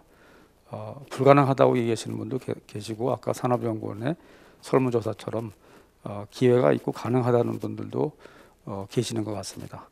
그런데 이제 둘 다 이것이 꼭 가야 돼야 하는 길이라는 데는 인식이 있는 것 같고, 다만 이제 정부에 바라는 그 말씀들을 들어보시면은 앞으로 많은 혁신적인 노력을 기업들이 할 텐데 그 혁신적인 노력이 사업의 어떤 그 재무 형태로 반영이 되는 그런 진흥 정책이 좀 필요하지 않겠느냐, 그런 말씀을 주시게 되겠습니다.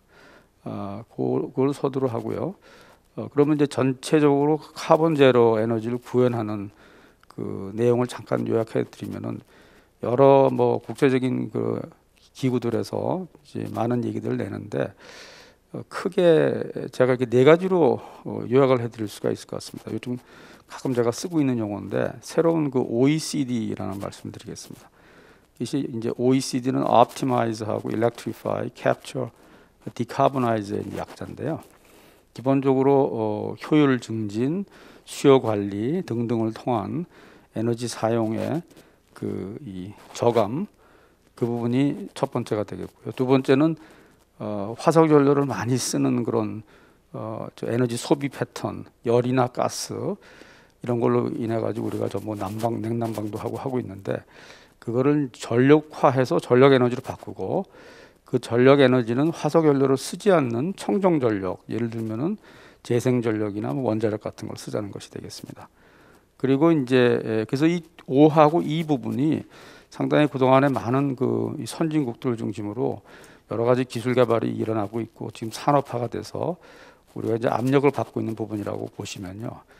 사실 그 D하고 C 부분, C는 여러분 잘 아시다시피 이제 이미 나온 CO2를 캡처하자는 거고요. 그다음에 디카보나이즈는 아까 산업연구원에서도 말씀하셨듯이 상당히 많은 그 화석 연료를 쓰는 공정을 혁신 공정으로 대체해서 아예 그 탈탄소 공정을 만들자는 그런 측면이 되겠습니다. 근데 D하고 C 분야에서는 아직 그렇게 큰 움직임이나 산업화가 돼 있지 않는 상태인데 1번, 2번만 가지고는 지금 이제 힘들다는 것이 대체적인 전망이고 3, 4번을 이제 어떻게 할 것이냐 하는 것이 이슈가 되겠습니다. 그래서 제가 요약해드린 그 OECD 전략이 에너지 소비 부분의 그 4대 요소라고 하면은 산업 섹터, 수송 섹터, 건물 섹터, 그리고 에너지 전환 섹터가 있는데 이 네 개 모두 이제 그 적용이 돼야 되는 그런 팩트라고 보시면 되겠고, 이제 우리가 받은 질문은 뭐냐면은 이렇게 OECD를 해 나가면서 그러면서도 좋은 일자리를 만들고 신성장 동력으로 가는 방법은 무엇이 있겠으며 이걸 어떻게 육성해야 하는가 하는 그런 부분에 대한 질문을 답해야 되지 않나 보고 있습니다. 요거는 제가 이제 빌려온 그래프인데요. 우리나라 입장에서 보면은 2017년에 7억 9천만 톤 정도의 CO2가 배출이 된 거를 우리가 이제 최근에 그 수정한 NDC가 요 2017년 배출량 대비해서 24.4% 약 1억 7천만 톤을 감축을 해서 최종적으로 한 5억 3,600만 톤을 2030년에 배출하겠다는 것이 현재 우리 정부가 내세운 그 NDC가 되겠습니다. 근데 우리 탄소 중립이라고 하면은 뭐냐면 그 이후에 이제 20년 남은 기간인 2050년까지 그 남은 5억 3,600만 톤마저도 전부 제로로 만들어야 되는 수준입니다. 전체적으로 보시면 지금 아직 7억 900만 톤에서 피크를 좀 그리지 않고 있고 피크는 약 한 8억만 톤 정도로 그 예측하고 있기 때문에 총 우리나라에서 발생된 한 8억만 톤 정도의 CO2를 완전히 없애는 것이 탄소 중립으로 가는 길이 될 텐데요. 또 제가 여기 그 하이라이트 해놓은 걸 보시면은 이게 뭐냐면 우리나라 남한에 산림을 잘 심어서 갖고 가지고 산림이 흡수할 수 있는 총량이 얼마 되는 거냐면 한 4천만 톤이 채 안 됩니다. 그래서 산림이 흡수할 정도가 4천만 톤인데 우리가 없애야 되는 그 CO2의 양은 한 8억만 톤 정도 되는 거니까 그것의 규모와 그 어려운 점을 여러분들이 짐작할 수 있지 않겠나 보고 있습니다. 자, 그러면 이제 아까 산업연구원의 본부장님도 말씀하셨는데 과연 이런 8억만 톤을 없애기 위한 우리 Best Available Technology가 우리한테 있느냐? 1, 2번에 대해서는 약간 있다. 3, 4번은 아직 없다. 그리고 그렇다면은 혁신이나 무슨 이 돌파 기술 같은 DIT라고 저는 부르는데요. 이런 것은 무엇이고 앞으로 어떻게 개발해야 되느냐. 그리고 항상 이런 개발된 기술은 굉장히 초기에 시장화하기가 어려운 상태에서 이런 얼리 어답터들을 위한 인센티브 스킴은 뭐가 있겠느냐 하는 쪽으로 집중해야 된다고 보고 있고요. 한 가지 제가 이제 에너지를 쭉 한 사람으로서 말씀을 드리고 싶은 것은 너무 이렇게 산업 중심의 얘기를 하다 보면은 에너지 산업도 마치 제조업처럼 이렇게 판단하고 육성 전략을 펴는 경우를 많이 봤습니다. 그 산업부에 제가 근무하던 3년 동안에도 그것 때문에 상당히 이제 좀 내부적으로는 그런 얘기 많이 했습니다만은 다시 한번 강조드리고 싶은 것은 산업은 혈관인 동시에 또 실질적으로 산업 사회를 움직이는 혈액의 역할을 하는 것이 그 에너지라는 것입니다. 그래서 우리가 말하는 산업 섹터를 뭐 폐나 심장, 위장 같은 그런 핵심 장기군이라고 그래서 그걸 잘 관리하고 영양분을 줘서 튼튼하게 하는 것이 중요하다고 하면은 에너지는 혈관도 잘 관리해야 되지만 그 혈액 자체도 잘 관리될 필요가 있습니다. 예를 들어서 뭐 혈액 자체가 건강해지고 혈액의 흐름을 막는 콜레스테롤을 없애줘야 되고요. 그런 부분이 꼭 강조해야 된다는 말씀드리고, 그리고 이제 서플라이 사이드하고 디맨드 사이드 관점에서 보면은 서플라이 사이드 현재 그 관점은 에너지 전환과 연계한 신성장 동력 제조업에 들어오는 속도가 굉장히 빠릅니다. 그것이 여러분 잘 아시다시피 태양광, 풍력, 배터리, 수소, 뭐 가스터빈, 또 최근에 대두되고 있는 차세대 원전 등 이런 것들이 되겠고요. 그동안에 좀 약간 등한했습니다만은 4차 산업혁명 그 이네블링 테크놀로지하고 연계해서 또 이 에너지 산업 쪽으로 일종의 플랫폼 형태의 신산업으로 들어오는 디맨드 사이드 인더스트리가 빅데이터나 AI 등을 활용한 수요 관리 솔루션, 프로슈머, 또 버추얼 파워 플랜트, 최근에 또 열, 전기, 가스 간의 섹터 커플링 같은 거, 또 AC/DC 하이브리드를 이용한 마이크로그리드 전력망이라든지, 또 수소의 생산 이후에 저장 운송을 해서 그 다양한 그 이 간헐성 문제를 해소해주는 그런 부분들, 또 이것이 하나에 묶여지게 되면은 스마트 에너지 네트워크로 턴키 수출도 가능한 부분으로 보고 있습니다. 그리고 이제 우리가 하나 고려해야 될 점이 뭐냐면 탄소 중립을 기회로 보는 여러 가지 이유 중에 하나가 미중 갈등이라든지 글로벌 밸류 체인의 재편이라든지 또 국제무역 환경 변화에 편승하는 탄소 중립 신산업이 가능한데, 예를 들면 지금 우리나라의 제조업이 가장 경쟁을 좀 겪고 있는 부분이 중국의 제조업이 되겠습니다. 그 중국 제조 2025라는 것이 있는데요. 이 중국 2025를 탈피하기 위한 어떤 초격차 기술 확보에 있어서 이런 환경 규제라고 하는 것은 꼭 우리에게 나쁜 요인만은 되지 않고 오히려 기회 요인이 될 수 있지 않을까, 그렇게 진단을 해보고 있습니다.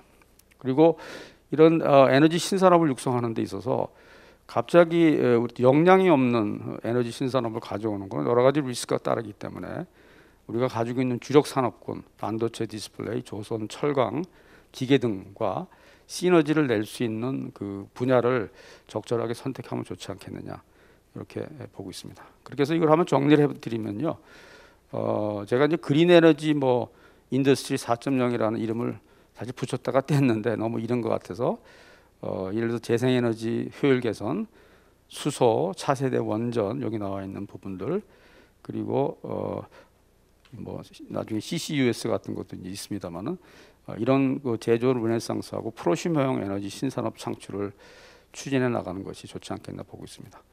그리고 뭐 기타 이제 이걸 하기 위한 여러 가지 그 제도적인 보완책들이 있는데, 제가 좀 강조드리고 싶은 거는 뭐니 해도 첫 번째 그 택 드리븐 탄소 중립이 돼야 될 것이다. 택 드리븐 탄소 중립이 됐을 때 우리가 그 무역 규제 환경에서도 이른바 이것을 초격차를 낼 수 있는 그런 요인으로 쓸 수 있다는 것이고요. 정책 제도 측면에서는 뭐 녹색 금융 등 여러 가지가 있습니다만은 해외 시장에 나가서 경쟁력을 갖출 수 있게끔 정부가 적절한 공공 조달, 그 퍼블릭 프로큐먼트라고 하는 제도를 적극 도입해서 이 이른바 얼리 어답터들을 적극적으로 육성해주고 규제 중심이 아닌 지능 중심의 정책을 펴야 되지 않나, 이렇게 보고 있습니다. 네, 이상으로 간단하게 마쳐드리겠습니다. 감사합니다. 예, 박진환 교수님 말씀 잘 들었습니다. 마지막으로 오대균 한국에너지공단 기후대응이사님께 부탁드리겠습니다. 안녕하세요. 한국에너지공단의 오대균입니다. 두 분께서 산업 중심으로 많이 말씀을 해주셔서 저는 제가 쭉 일을 해왔던 기후변화 협약이라는 데서 한번 말씀을 드리고 싶습니다. 기후변화 협약 80년대 말부터 협상을 시작했고요. 아마 80년대가 거의 가장 더운 평균적으로 거의 10년에 해당됐을 겁니다. 그리고 물론 그런 그 기후의 변화라는 것으로부터 출발을 했지만 사실 경제적 의미, 뭐 쉽게 보면 경제협약이나 또는 기술협약으로 그 봐야 한다라고 하는 얘기들이 꽤 많았었습니다. 실제로 미국 상원에서는 기후변화 협약을 이행하기 위한 교토의정서를 자국의 경제에 부담된다는 이유로 거의 95대 0인가요? 이렇게 부결시켰습니다. 그리고 이번 바이든 정부 때 미국이 기후변화 대응을 한다고 하지만 사실은 컴백이 아닙니다. 미국은 기후변화 대응에서 협약과 관련해서는 사실 아무것도 한 게 없어요. 왜냐하면 기후변화 기본협약을 그 주도하긴 했지만 미국이 교토의정서를 거부했고요. 그리고 파리협정은 이제 막 시작하고 있기 때문에 이제 미국은 처음으로 기후변화라는 이름 하에 국제적인 행동에 참여하는 게 될 겁니다. 얼마나 세게 들어오는지는 이제 두고 봐야 될 것 같고요. 그런 측면에서 이제 그럼 미국이 아무것도 안 했느냐? 전혀 그렇지 않을 것 같고요. 주 단위 또는 기업 단위로 지금 뭐 아리백을 주도한다거나 하는 이런 것들이 미국의 주도적인 기업들이 이미 먼저 선언을 하고 우리에게 동참을 요구하고 있는 상황입니다. 제 생각엔 아마 미국이 거의 연방정부의 선언과 함께 그동안 준비했던 것들을 세게 터뜨리는 그런 일들이 발생하지 않을까 뭐 그런 생각이 좀 들고요. 결국 그동안 기후변화 협약은 계속 우리는 어떤 협상 자세를 취했냐면 우린 여전히 개도국이다 였습니다. 협상 계속 그랬고요. 그래서 어떻게 개도국으로서 온실가스 감축 의무를 지지 않을까. 저도 2003년부터 기후변화 협상단에 정부 협상단에 참여했지만 꽤 그랬었습니다. 그런데 이제 그게 지나고 90년대 지나고 하면서 한국을 개도국으로 봐주는 나라는 하나도 없었고요. 당연히 그 감축에 참여해야 된다는 그런 그 목소리가 국제적으로는 높았죠. 우리는 계속 그러지 않으려고 했고요. 다만 이제 파리협정 들어서 파리협정이 만들어지면서 전 세계 모든 나라가 참여하니까 이제 우리나라도 참여하겠다라고 하는 정도로 이제 입장이 바뀌었다. 결국 좀 일찍 인식을 했으면 아까 우리 그 허 교수님께서도 발제해서 말씀해 주셨지만 선진국들이 준비하는데 협상의 이유를 들어서 뒤로 어떻게 단기적으로 피해 보려고 한 것, 단기적으로는 감축 목표를 지지 않았을지 모르겠지만 준비하는 시간이 부족해서 훨씬 더 어려운 일들을 단기간에 겪을 가능성이 크다 이렇게 말씀드릴 수 있고요. 사실 그동안 우리나라의 정책은 어떻게 하면 우리가 산업에 필요한 에너지 양을 확보할 것인가였습니다. 즉 TOE, 톤 오브 오일 이퀴밸런트로 이야기하는 에너지 양을 확보하는 거였어요. 그러면 TOE는 이렇게 나눠보면요. 인구 곱하기 인당 GDP 곱하기 GDP당 TOE로 볼 수 있습니다. 그래서 결국 그동안은 어떻게 GDP당 TOE를 라고 하는 수치를 줄일 것이냐. 그래서 총 필요로 하는 에너지를 줄임으로써 부담을 경제적으로 덜 질 것이냐 했죠. 그런데 실질적으로 어떻게 행동했느냐. GDP분의 TOE를 분자를 줄이는 게 아니라 분모를 늘려서 숫자를 줄이려는데 노력을 더 많이 했다고 할 수 있어요. 그런데 이게 이제 기후변화로 바뀌면 어떻게 될 거냐. 여기다 항을 하나 더 추가해야 됩니다. TOE분의 TCO2. 즉 에너지를 공급하되 TCO2, 온실가스가 나오지 않는 에너지를 공급해야 하는 항으로 하나를 더 추가해서 이젠 관리해야 되는 단위가 TOE가 아니라 TCO2가 되어야 한다는 거죠. 그러면 맨 뒤에 붙어 있는 항, 앞에 있는 뭐 인구, 인당 GDP. 근데 인당 GDP를 늘리려고 하는 우리 욕구가 제일 커요. 그걸 늘리면 어떤 나머지 항을 조절해 갖고 웬만큼 조절해 갖고는 아마 따라잡기 어려울 겁니다. 뭐 우리가 국민소득을 1.5배, 2배 늘린다고 하면 다른 것들 웬만큼 노력해서 반으로 줄이기 어려울 거거든요. 그럼 맨 뒤에 있는 게 TOE분의 TCO2입니다. 즉 그냥 크게 보면 국가의 에너지 부분 온실가스 배출 개수입니다. 그래서 얼마만큼의 에너지로부터 얼마만큼의 온실가스가 배출되느냐 이걸 줄여주는 게 이젠 국가 전체의 명운에 관한 거고 산업계 전체가 어떻게 일을 할 수 있느냐에 관한 겁니다. 즉 이게 이제 가장 많이 탄소 중립으로 가기 위해서 우리가 전력화하고 전력으로 할 수 없는 부분은 수소로 에너지를 쓰자. 이게 이제 큰 대에서 유엔에서 저탄소 개발 전략에서 이제 추구하고 있는 큰 방향인데요. 그러면 전력 부분의 전력 배출 개수를 줄여주는 게 산업 부분 전체가 사는 핵심일 거다라고 하는 거죠. 그래서 이젠 할 수 있느냐 어렵다는 얘기를 넘어서고 있지 않습니까? 이젠 해야 하는 거죠. 그리고 5% 이하로 떨어뜨렸던 에너지 자급률도 사실은 신재생에너지를 많이 쓰면 자급률도 올라갑니다. 아마 제가 어렸을 때는 훨씬 더 국산화에 그렇게 노력을 했는데 에너지 부분만은 국산화하자는 얘기가 거의 없었어요. 그냥 구해다 쓸 수 있으면 된다였습니다. 근데 이젠 그렇지 않은 거죠. 이제 안보의 의미가, 에너지 안보의 의미가 바뀌고 있다. 즉 내가 필요로 한 칼로리를 공급하는 것이 문제가 아니라 이젠 어떤 에너지를 공급하느냐가 바로 안보의 문제다라고 하는 걸로 이게 바뀐 거다라고 말씀드릴 수 있고요. 교토유정서를 시행하면서 탄소 배출권 거래제가 생겼고 그때 CDM이라는 개발도상국에 가서 감축 사업을 해서 가지고 오는 사업에 대해서 배출권을 인정해 주는 제도가 생겼습니다. 그때 유럽에서 그 감축 사업에 대해서 무엇을 요구했냐면 어디셔널리티라는 걸 요구했습니다. 즉 감축 사업은 추가적인 행동이 포함되어야 한다. 그 얘기는 많은 사람들이 어떻게 해석했냐면요, 경제적 추가성이라고 생각을 했습니다. 그 얘기는 기후변화에 대응하도록 온실가스 감축을 줄이기 위해서 돈을 더 들였음을, 추가적인 비용을 지불했음을 증명해라였습니다. 왜냐하면 자기네들은 아까 우리 허 교수님이 말씀하신 고가의 옵션을 이미 택했죠. 다른 데서는 하지 않았어요. 그럼 그 차이를 무언가로 메꾸고 싶었습니다. 제가 이제 그 유엔에서 CDM 집행위원회를 위원을 4년 했는데요. 거기서 이제 회의하면서 느껴지는 게 그런 거예요. 바로 그 어디셔널리티라고 개념적으로 정의했던 것들을 이제 비용으로 바꾸어서 국경 조정이라는 형태로 끌고 들어오고 있다. 그래서 어떻게든 그 차이를 만들어내고 그것을 물도록 할 것이다. 사실은 이미 그 CDM 사업이라는 것이 시작되면서 그런 개념이 출발되었다라고 생각이 되거든요. 지금은 이제 그 배출권 거래도 기업의 자기 배출량 또는 거기 그 다음 단계로 이제 간접 배출이라고 해서 그 외부에서 가지고 들어오는 전력이나 스팀의 배출량을 그 포함하자고 지금 EU가 얘기하고 있습니다. 왜겠습니까? 국가의 전력 배출 개수가 유럽이 우리보다 훨씬 낮은 거죠. 왜? 그동안 많이 해놨으니까. 그걸 경쟁력의 차이로 강조하지 않을 이유가 없습니다. 분명히 어떻게든 물어내고 들어올 거라고 할 겁니다. 따라서 우리도 앞으로 TO2분의 TCO2에 정말 전력을 다하는 것, 이게 아마 산업계를 살리는 핵심이 될 거다. 정의미 본부장님도 잠시 설명하셨지만 이젠 그동안은 에너지가 산업의 하부 구조로 작동했다고 생각합니다. 근데 지금은 어떤 에너지를 쓸 수 있도록 생산하느냐가 생각을 거꾸로 해야 될 겁니다. 예전에 에너지를 좀 잘 써보는 정도로 하는 건 앞으로 살아남기 어려울 겁니다. 아마 이건 뭐 산업 구조를 뭐 강요하거나 하는 문제가 아니라 앞으로 그런 것만이 선택될 것 같고요.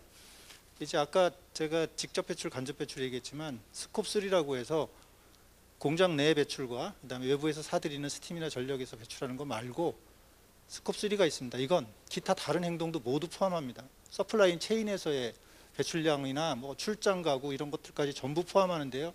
이미 유럽 그 의회나 이런 데서 스콥 3에 대한 포함 가능성에 관한 얘기도 하고 있습니다. 이건 조금 더 확대하면 이제 탄소에 기반한 페어 트레이드를 지금 우리가 가진 말로 그 바꿔 놓으면 탄소에 기반한 공정무역을 해라라고 할 것이고요. 그것을 예전에 어디셔널리티를 비용으로 지금 환산하고 있는 것처럼 탄소에 기반한 공정무역을 비용으로 환산해서 이제 자료가 쌓이고 있거든요. 전 세계적으로. 지금 모든 탄소에 관련 자료를 공개하라고 하고 있습니다. 그런 걸 기반으로 해서 아마 요구하게 될 것이다. 그런 형태로 무역은 바뀌어 갈 거라고 예상을 하고 있고요. 그런 측면에서 앞으로의 산업은 탄소가 지표가 돼야 되는 형태, 그래서 그것을 만족하는 형태로의 전환. 이제 에너지 자원은 지하 자원이 아니라 기술 자원일 겁니다. 기술이 만들어내는 것이 에너지인 것이고요. 그 문제를 해결해 나가는 게 앞으로의 미래에 관한 우리가 살 일이 아닐까. 이렇게 이제 기후변화 쪽에서 접근을 하면 그렇게 설명이 가능하다. 뭐 이런 생각이 듭니다. 감사합니다. 예, 오대균 이사님 발표 감사드립니다. 자, 이제 지금까지 연사 패널분들의 발표를 들으셨고요. 이제 질문을 받고 대답을 하는 순서로 넘어가도록 하겠습니다. 사전에 질문을 여러 개 받았고요. 또 실시간으로도 질문을 보내주셨습니다. 먼저 이제 사전 질문하신 부분 쪽에 우선권을 드리는 것이 맞는 것 같아서 사전 질문 관련해서 질의를 하고 응답을 하는 형태로 하도록 하겠습니다. 그래서 지금 사전 질문이 들어온 것이 지금 4개의 질의가 준비되어 있습니다. 그래서 첫 번째 부분을 하겠습니다. 다 읽지는 않겠고요. 보시면은 지금 이제 전력 기반으로 전환된다고 하면 전력 생산의 한계가 어느 정도인가, 그리고 그에 따라서 특히 신재생 중심으로 전력을 전환한다는 것이 지역별 그 에너지 가격의 편차를 가지게 될 가능성이 있는데, 이게 뭐 산업 경쟁력의 관점에서 어떤 의미가 있는가에 대해서 의견을 질문을 하신 건데요. 어떻게 허 교수님께서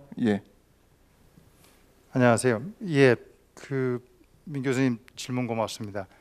네, 현재 화석연료 발전인 상태에서도요, 지역별로 가격 편차, 즉 원가 편차는 지금도 존재합니다.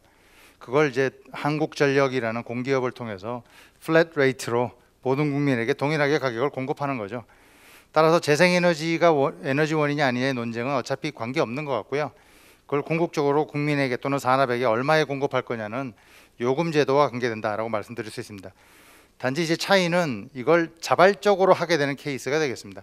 이제 뭐 재생에너지는 이제 스스로 할 수 있으니까 그런 경우는 당연하게 차이가 있을 수 있겠습니다. 전력 생산의 한계 정도는 전 세계적으로 기술은 이미 벌써 많이 초과되어 있고요. 아까도 앞에서 말씀드렸듯이 러시아, 몽고 같은 경우는 자기들 전기를 써서 수소를 만들어서 공급하겠다는 얘기도 이미 나와 있고요. 그래서 양으로 모자란다고는 생각하지 않습니다.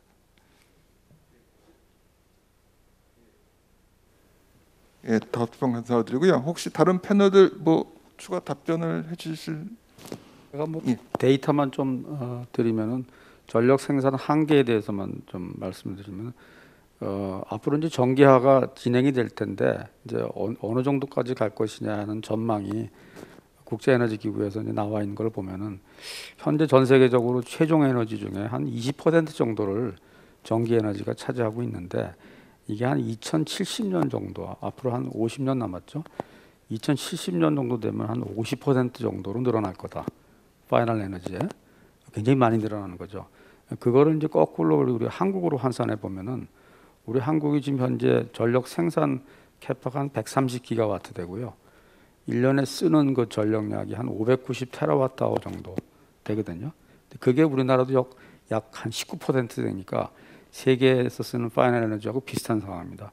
요거를 약간 선형으로, 물론 이제 점차적으로 증가해서 한 2050년까지 현재 한 1.5배 정도가 될 거라고 이제 가정을 해놓고 계산해 좀 보게 되면은 에너지 절감 노력이 없이 현재 트렌드로 가게 되면은 국내에서 한 500기가와트 정도의 전력 수요가 발생할 수 있다.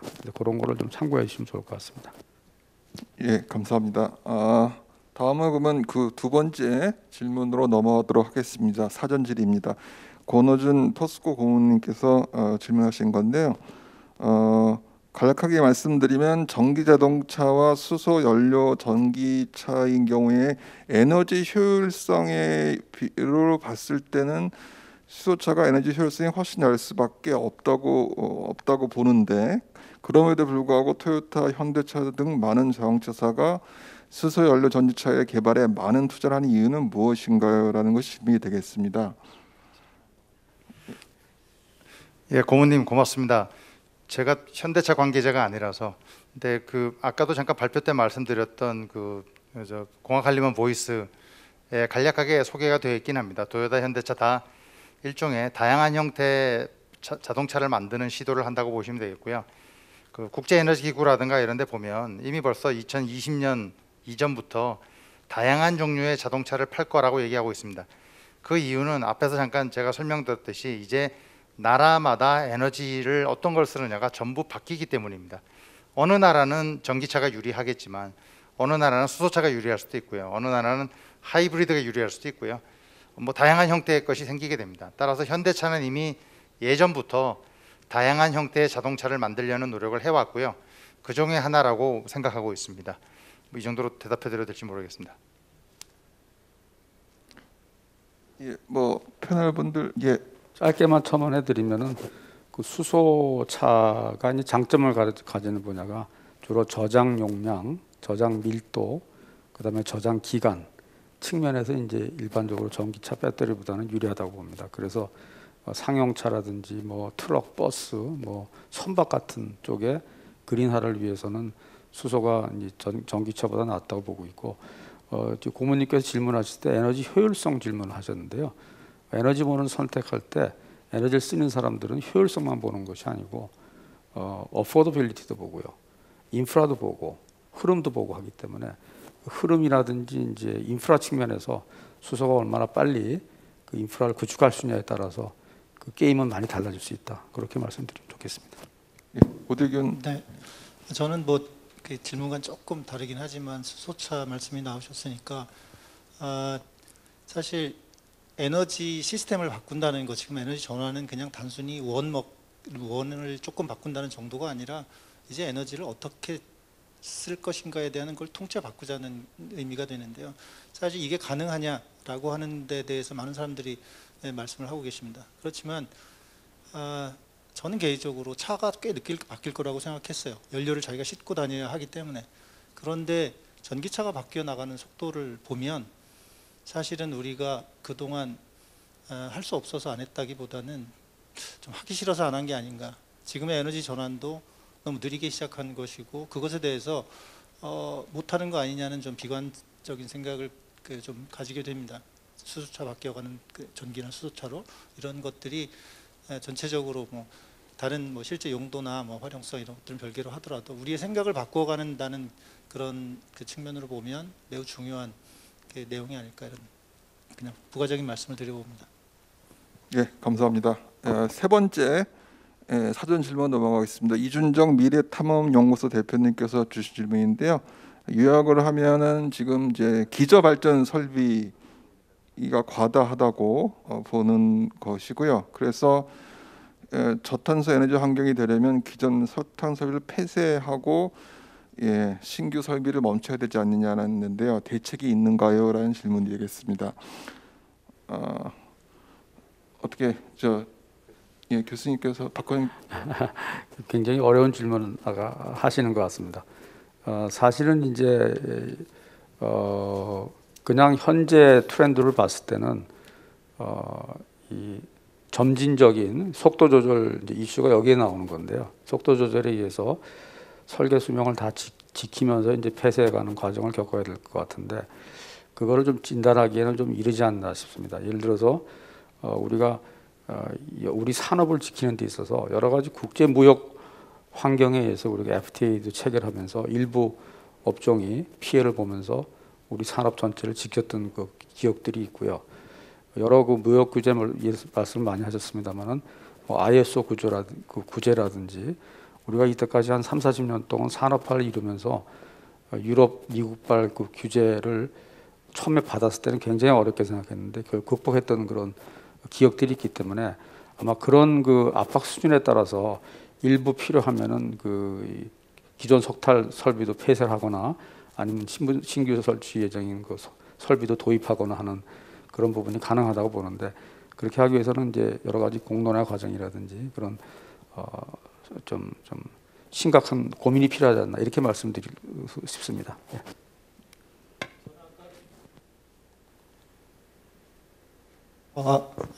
제가 아까 맨 마지막으로 이제 전력 배출 개수에 관한 말씀을 드렸는데요. 직접적으로 관련이 있다고 생각합니다. 지금은 이제 그 석탄에서 생산하는 전력이 싸다라고 하는 걸 전제로 많이 말씀을 하고 계시는데요. 그것이 싼 만큼 전력 배출 개수가 높을 거고요. 전력에서 CO2 배출 개수가. 그러면 그 차이만큼을 EU에서 요구하는 국경 조정을 하게 되면 그 차이만큼은 어차피 EU에다 납부를 하는 것보다 차라리 그걸 우리가 바꾸고요. 더 일찍 폐쇄를 하면서 지금 그 정보부장님 말씀하신 자초자산을 줄이면서 그걸 우리 사회가 물어내고 차라리 국경 조정을 덜 가지고 가는 게 장기적으로 우리한테 낫지 않을까 생각합니다. 이건 그런 것들에 대한 이 생각이 저는 그런 게 이제 그 밖에서부터도 오고 있어서 논의가 좀 그렇게 돼야 된다. 석탄이 그냥 싼 걸 줄이면 산업에 피해가 간다. 이런 정도의 수준은 이제 넘어서지 않았나 이런 생각이 좀 듭니다. 예, 감사합니다. 자, 그러면 4번 네 번째 질문으로 넘어가도록 하겠습니다. 양민영 한국뉴욕주립대 석조 교수님께서 질문하신 건데 간단하게 요약하면 석유에너지의 미래의 활용도는 어떻게 될 것인지를 토론해 달라고 하셨는데 지금 시간 관계상 아무래도 이건 허은영 교수님께서 대답을 하시는 게 맞는 것 같습니다. 잘 아시는 것 같은데 석유를 쓰는 용도가 크게 두 가지입니다.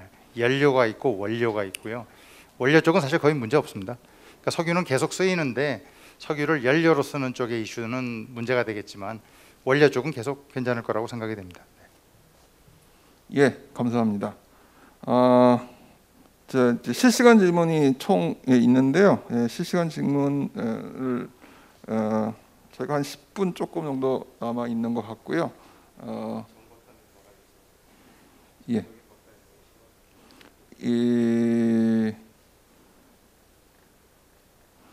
질문이 상당히 어려운 질문이에요. 대답하기가 상당히 어려운 질문이시네요. 오늘 발표하신 내용에 근거해서 다음 세대를 위한 현 세대의 핵심 과제로 옵션을 제시해 주셨는데 그중 현 세대가 다음 세대를 위해 지금 하지 않으면 안 되는 옵션은 무엇이라 할 수 있는가요? 장 박사님 고맙습니다. 제가 첫 번째 한 개 시작하고 다른 분들도 하나씩 얘기해 주시면 어떨까 싶네요. 이젠 총론은 끝내야 되고요. 강론으로 들어가야 됩니다. 이제 산업별로 구성원별로 디테일하게 얘기를 하기 시작해야 됩니다. 가만히 앉아 있는 시기는 이미 지났고요. 사실 산업부도 뭐 정부부처도 시작했습니다. 조선산업 따로, 철강산업 따로, 석유화학산업 따로 별도의 전략들을 만들기 시작했고요. 그게 제일 중요하다고 보입니다. 지금은 당장 현재 있는 산업 자체들이 어떻게 탈출할 수 있는가, 새로운 방법은 없는가를 빨리 알아내야 되는 게 먼저인 것 같고요. 거기에 따른 전략을 만드는 게 제일 중요하다고 합니다. 그래야 저희 세대가 이걸 뒤집어 쓰고 가져야 다음 세대가 이 숙제를 안 해도 되지 않을까 이렇게 생각을 합니다. 다른 분들도 혹시 좀 도와주시죠. 정미 부부장님께서 총대를 좀 주셔야 될 것 같은데. 5년 동안 그러니까 탄소 중립에 대해서 준비가 좀 치밀하게 됐으면 합니다. 15년부터 20년까지 총론 부분에 대한 접근만 있었는데요. 말씀하신 것처럼 개별 산업에서의 정책들을 하는데 이제 앞으로는 아마 산업 간에 있어서의 그 전후방 연관관계까지 고려하는 산업 융합이 아마 될 겁니다. 저희 최근에 석유화학과 정유산업, 정밀화, 고무프라스틱 다 합쳐서 화학산업을 하자 이 얘기를 했습니다. 정유산업이 크루드 오일에서 아까 말씀하신 것처럼 연료는 만들지 못하겠지만은 연료에 대한 시장은 굉장히 적어지겠지만 원료를 만들어서 크루드 오일 투 케미칼, 그러니까 COTC나 또는 머티리얼을 만드는 산업으로 가면 화학산업이 됩니다. 이런 식의 산업구조 전체적인 재편과 그리고 거기에 있어서 우리의 성장 전략들 그런 것들을 얘기를 해야 될 거고요. 혁신 공정 기술 R&D가 지금 있는데 대부분 40년 이후에 채택 가능합니다. 거기에 대한 투자, 거대한 투자 그리고 장기적인 투자에 대한 로드맵들을 만들고 치밀하게 정말로 할 것만 해야 되고요. 장식상 뭐 예타 과제, R&D 과제 몇 개를 늘어놓는 거는 이제는 하면 안 된다고 생각하고요. 그다음에 가장 중요한 거는 기업 또는 산업계가 대상이 아니라 앞으로는 정말 이 모든 것들을 할 수 있는 주체가 되어야 되고 그것들을 할 수 있는 사회적인 수용성과 인식 전환이 필요하다고 생각합니다. 예, 감사합니다. 그리고 두 개가 남아 있는데요. 지금 내용이 제가 보기엔 동일합니다. 최동훈은 기계공학 분과자에 계신 최동훈님하고 허윤욤이라고 지금 되어 있는데요. 그 얘기 허염이신 것 같네요. 그 원자력 발전에 대한 질문입니다. 상당히 민감한 질문인데요. 신재생 에너지 자원이 좋지 않고 또 원자력 발전이 탄소 중립에 큰 역할을 하지 않겠냐? 어떻게 생각하느냐라는 질문인데요. 이것도 허원장 교수님께서 일단 신재생 박 교수님께서 얘기해 주시는 거 알고 저는 발표 때 말씀드렸지만 우리나라 내부의 에너지로는 아예 모자란다고 말씀드렸습니다.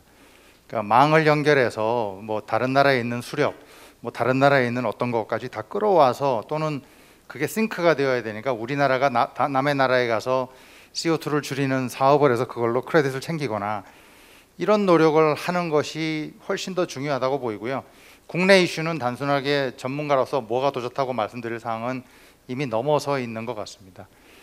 국민들이 전부 지금 정치적으로 얼얼트 돼 버려서 자기네 집 앞에 뭐 지을 거냐에 대해서 어떤 종류의 에너지원도 전부 반대하고 있는 상황입니다. 뭐 태양광 풍력이라고 다른 거 하나도 없고요. 그렇다면 우리는 국민들을 어떻게 설득할 거냐 문제가 오히려 더 중요한 문제가 아닐까 이렇게 생각을 합니다. 최종 총론적으로 저도 동의하고요. 근데 최동원 교수님께서 질문하신 신재생 에너지 자원은 좋지 않습니다. 원자력은 높여야 되지 않나 이런 약간 양단론적인 그런 논의는 이제 좀 끝낼 때가 되지 않나 저는 개인적으로 말씀을 드립니다. 왜냐하면 아까 허 교수님 말씀하셨듯이 이제는 어떤 것이 좋다는 것 떠나서 그 에너지 옵션이 굉장히 다양해졌고요. 그 다양한 에너지 옵션이 다 들어올 수 있는 장점과 단점을 다 가지고 있습니다. 그걸 누가 이제 어떻게 선택할 거냐는 우리 내부적인 자원도 있지만 아까 이제까지 오늘 패널에서 많이 말씀드린 외부적인 요인들, 무역 규제라든지 그런 걸 총 정리를 해서 결국 국민이 원하는 방향으로 가야 되지 않나 이렇게 말씀을 드리고 신재생 에너지 자원이 좋지 않다는 거는 우리나라에서 봤을 때 그럴 수도 있습니다만은 북유럽이라든지 뭐 독일에 비하면 굉장히 좋고요. 또 반면에 또 예를 들어서 뭐 사막 지역이라든지 그런 굉장히 햇빛이 좋은 지역에 비해서는 나쁘기 때문에 우리가 한 중간점 정도는 된다 보시면 되겠고 하나 원자력 관련해서는 이제 좀 환경이 좀 바뀌고 있다는 말씀을 드리는 것이 최근에 그 바이든 정부가 들어오면서 우리 한국 정부에게 강력하게 지금 원자력 관련 협력을 요구를 하고 있는 상황입니다. 그것이 이제 국제 경제 환경에서 미중 간의 갈등하고도 관련이 있는데요. 중국에 의한 원자력 지배가 여러 세계적인 그 유틸리티의 지배를 의미하는 부분이 있다고 보고 있기 때문에 거기에 굉장히 위기의식을 느끼고 있고 대신 이제 미국은 시공 기술을 안 가진 지 한 30-40년이 됐기 때문에 시공 기술의 최고 기술을 가지고 있는 한국과 미국이 협력해서 시장을 넓혀야 된다는 그런 요구가 크기 때문에 뭐 그런저런 그 내부적인 요인들에 의해서 결정이 되지 않을까 이렇게 보고 있습니다. 네. 예, 감사합니다. 이상으로 그러면은 그 질문에 대한 토론 또 답변을 시간을 마치도록 하겠습니다. 좋은 말씀 감사드리고요. 마지막으로 발표를 해주신 허은영 교수님께 마무리 발언기를 드리고자 하는데 어떠신지요? 예, 고맙습니다. 공학한림원에서 에너지 분야에 관련된 이슈를 다뤄주셔서 일단 고맙다는 말씀을 드리고요. 에너지 이슈가 지금 오늘 내용을 들으신 분들은 좀 아시겠지만 생각외로 이제 너무나 많은 분야와 관계가 되어 있습니다. 그래서 단순한 솔루션은 내놔봤자 소용이 없는 상황이고요. 거꾸로 우리나라는 사실은 전 세계가 특히 선진국들이 쓰고 있는 수많은 옵션들 중에 일부만 사용하는 대표적인 나라입니다. 아까 앞에 우리 최동훈 위원님께서 질문하셨듯이 프랑스는 원자력 발전 비율이 높은데요. 바로 옆에 있는 독일은 아예 없습니다. 두 나라가 옆에 있는 나라임에도 불구하고 완벽하게 다른 에너지 옵션을 쓰고 있다. 이렇게 생각하시면 됩니다.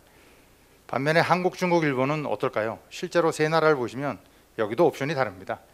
그러니까 결국 중요한 건 우리나라에게 어떤 것이 더 좋은 거고 우리나라 산업에는 어떤 것이 더 맞는가라는 진지한 고민을 이제 새로 할 때가 되었다입니다. 한국이 지금까지 살아올 때 처음은 사실 이런 고민을 할 필요가 없었습니다. 아무것도 없었으니까요. 그냥 인프라 깔면 됐고요. 깔면 쓰면 됐고요. 그렇게 해서 여태까지 왔다면 이제 우리나라도 새로운 미래를 준비하기 위해서 고민을 해야 되는 시기가 왔다고 보이는 거죠. 어떤 인프라를 깔 건지, 어떤 에너지원을 쓸 건지, 앞으로 미래에는 우리의 미래 세대는 어떤 이익을 보게 해줄 건지 또 하나의 새로운 큰 인프라의 구성이 아닐까 생각이 됩니다. 근데 이거 쉽지가 않죠. 예전같이 정부가 마음대로 그냥 다 이렇게 저렇게 깔아버릴 수도 없는 형국이고요. 많은 사람들이 논의를 해서 진행해야 되는 겁니다. 그런 면에서 다시 한번 공학한림원에서 이런 주제를 다뤄주신데 고맙고요. 공학한림원 내부적으로라도 이런 분야에 대한 또 이런 이슈에 대한 솔루션을 만드시고 제시해 주신다 그러면 크게 도움이 되지 않을까 그렇게도 생각을 합니다. 고맙습니다. 예, 감사합니다. 자, 이상으로 이제 토론을 정리를 해야 될 시간이 된 것 같습니다. 여기 지금 대본에 있기 때문에 이건 꼭 말씀드려야 될 것 같은데요. 예, 오늘의 포럼의 편집 영상은 유튜브에 업로드될 예정이고요. 또한 행사 내용을 요약해서 공학관리원 뉴스레터를 통해서 공유하도록 하겠습니다. 오늘 좋은 발표, 그다음에 토론을 해주신 허원영 교수님, 정은미 본부장님, 박진호 교수님, 오대군 이사님께 다시 한번 감사의 말씀을 드리고 싶습니다. 이상으로 오늘 포럼을 마치도록 하겠습니다. 감사합니다.